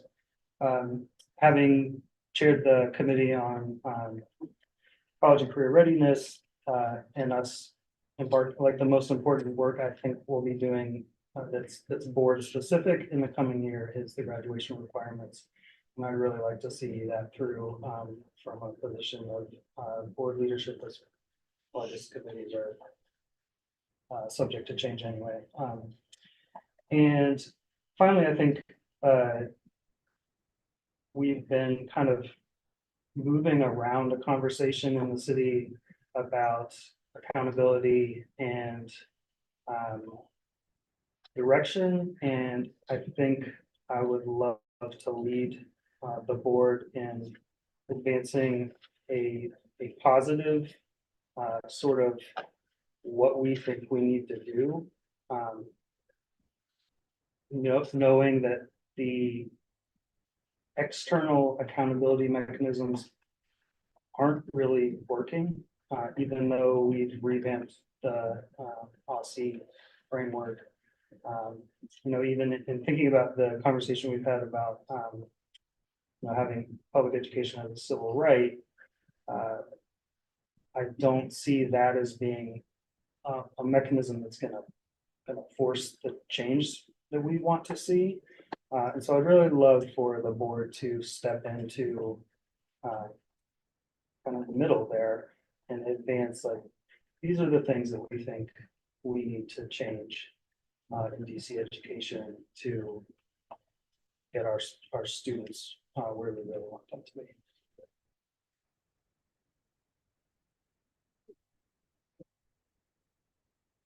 Thanks, everyone. I want to be considered for the presidency. And before I tell you the reasons why, I want to tell you exactly how I arrived at this point. It wasn't something that I did randomly, but for the last year or so, what I've done is taken the time to try to prepare myself for running for this particular position and making sure that I understood what everything meant in being in this position and how to work with individuals. So I've done that over the last year. I've had conversations with various people that are on the board, just to talk about what that would look like, to get their sense of if that's feasible or supported. So I've taken that time to do that. And so I've arrived at the position that I would run for the presidency, after much consideration and consultation. That being said, there are 4 things that I want to point to why I particularly think I'm uniquely qualified at this particular time to be president. And the first I want to start with is that I've served as on the administrative committee all 4 years of my first term, with different leaderships, different styles, of way of communicating and working with the board. I've seen transitions that have happened with staff, from one ED to another ED, the procedures.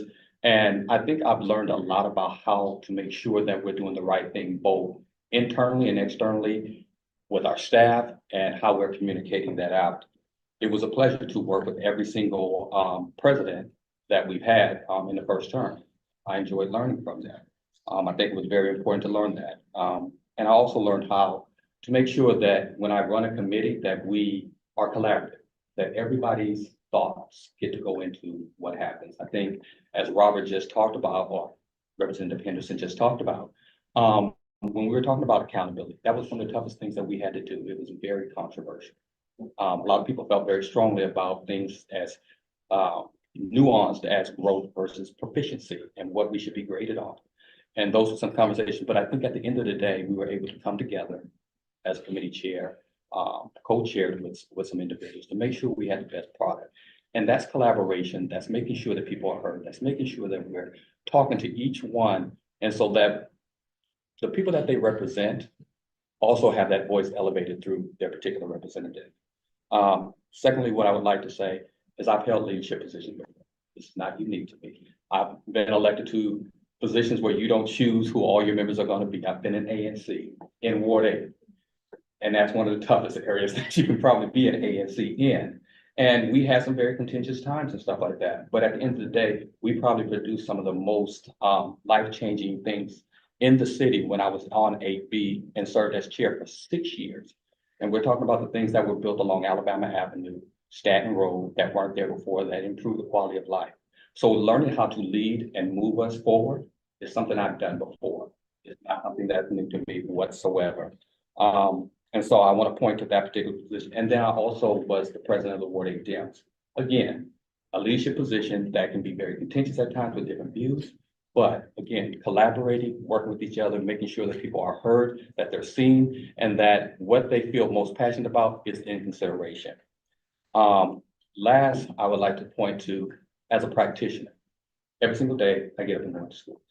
This is not something that's theoretic to me, and see what we pass here actually looks like implemented. How it affects students, how it affects parents. As a community engagement person, every single day I'm listening to parents about what's working, what's not working. So things that we've passed.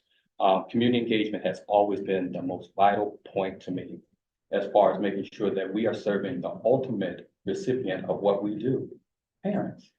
How do they feel about their education that their children are getting? I do that every single day. And I'm also, and I like to always stress, and I will never back away from, I am a parent. Talking to my daughter recently, and we we're talking about social studies, and I felt really good about the social studies that we passed as they start to implement that.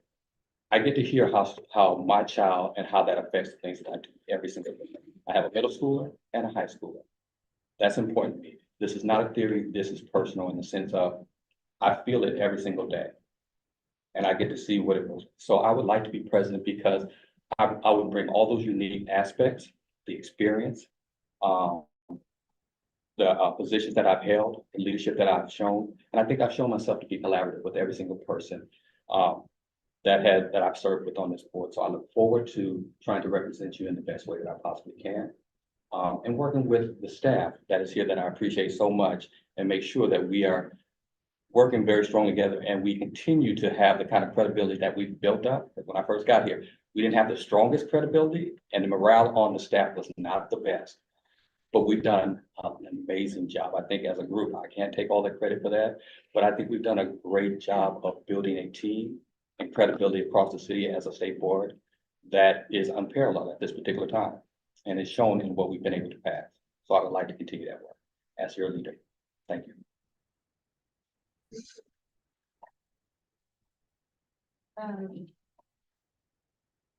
I would say, I have not reached out and asked members, to consider my tenure, as president. I have had, some members reach out to me to ask me to consider staying as president. And every single time I've actually run for a position in this body, it is because I have felt that there is a need. The first time I ran for, as vice president, I ran because members came to me and said, I think I am actually, I would say, one of the things that's been important to me as president of this board is the institution. It's very important, and I know that, not just me, but we have done a lot of work, to build the institution. I've gone before the council every year and asked for money and I have been through the hiring of not just our current executive director, I actually think it's wonderful, but this is a transition, the interim director, all the things. I've built our relationship with council. And I would say that in addition to like supporting the capacity, I believe I've supported all the members. And I think it's really important to have a president who is not going to just support the institution of the individual members. I don't always have to individually agree with folks, but I think I've been there. Even when I'm on the minority side of something, I've never ever used my position to sway it a different way. I know people promise different things, and someone assumed that there wasn't anything I could do, and I was like, oh, there are things I could do, just only experience my therapist, which is actually a really hard thing to moderate. And so I had someone ask me, did it matter to me because I wasn't quote unquote supposed to be coming back to the board, but I feel like as soon as I decided not just to go through one election, but 2 elections in 1 year. It's pretty clear that I was determined to come back to the board, because that is anything opposite. That is probably the opposite of a lack of commitment. And so what I am committed to doing is talking to all the members over the next week to figure out what the best thing is for the board over the next week. Because I remember my first public vote for president, and I remember folks coming to me and lobbying me and asking me, did I agree with them on these things, and try to trade me stuff that I wanted. And it was really it's a really intense experience, and it's not something I think made us better as a board. I think it made us divisive. I think it really hurt some of our relationships. And then when you're on a team that nobody picks, working relationships do matter. Not to say you only work with your friends, but you do your best to make sure you have a strong team. And so I'm happy to talk with folks over the next week as we make decisions as a body, because as our executive director so eloquently laid out all of our process issues, and Representative laid out why all of the thinking about one of us goes to the hospital before the meeting, why it is so important we have a president. I do want us to just think about at this time what is best for us in the board. And so I look forward to those conversations. I'm really excited that we have not just capable members on the board, but people who want to like step up and take on more of their responsibilities. That's really a lot of responsibility. I think my shit too probably presents the fact that I'm sitting here right now. It's a lot of time. And so if there are no other speeches tonight, I would like to thank the members for their time and engagement and not hold you any further, because that is our actually last agenda item. No, it's true. We made it. So we did make it through our first meeting. There will be a follow-up email tomorrow. What do you call it? Returning members. You know this, you have seen this. New members will get a follow-up email tomorrow about with the things that folks have been tagged in. If you have questions, let us know. But we will make sure to send out a calendar invite with the exact location of our public meeting next week. I mean, we have 2 weeks between meetings, but because Wednesday was the first and we did not have members yet, we did not have a meeting the first Wednesday of the month. Second Wednesday, which is why we only have a week between meetings. So we look out for that calendar invite. Members of the public will still be able to visit SBOE.gov to submit and present testimony. And public witnesses are still required to submit their written testimony. As I promised, Representative Ting, we still have all of the same capabilities. The topic of that panel, I'm going to repeat just for the issues that I always do, will be indoor air quality. Members have voted on the topic at the November working session. And since I see no further business before the trade board, I would love to entertain a motion to adjourn our successful first meeting. Motion to adjourn. So moved. Did you have a thing? Well, I just want you all to be prepared for your first meeting. Because of the seating order will change during the meeting after. It's okay. I guess. Motion to adjourn. All right, so it has been properly moved and seconded. This working session is now adjourned at 8:38.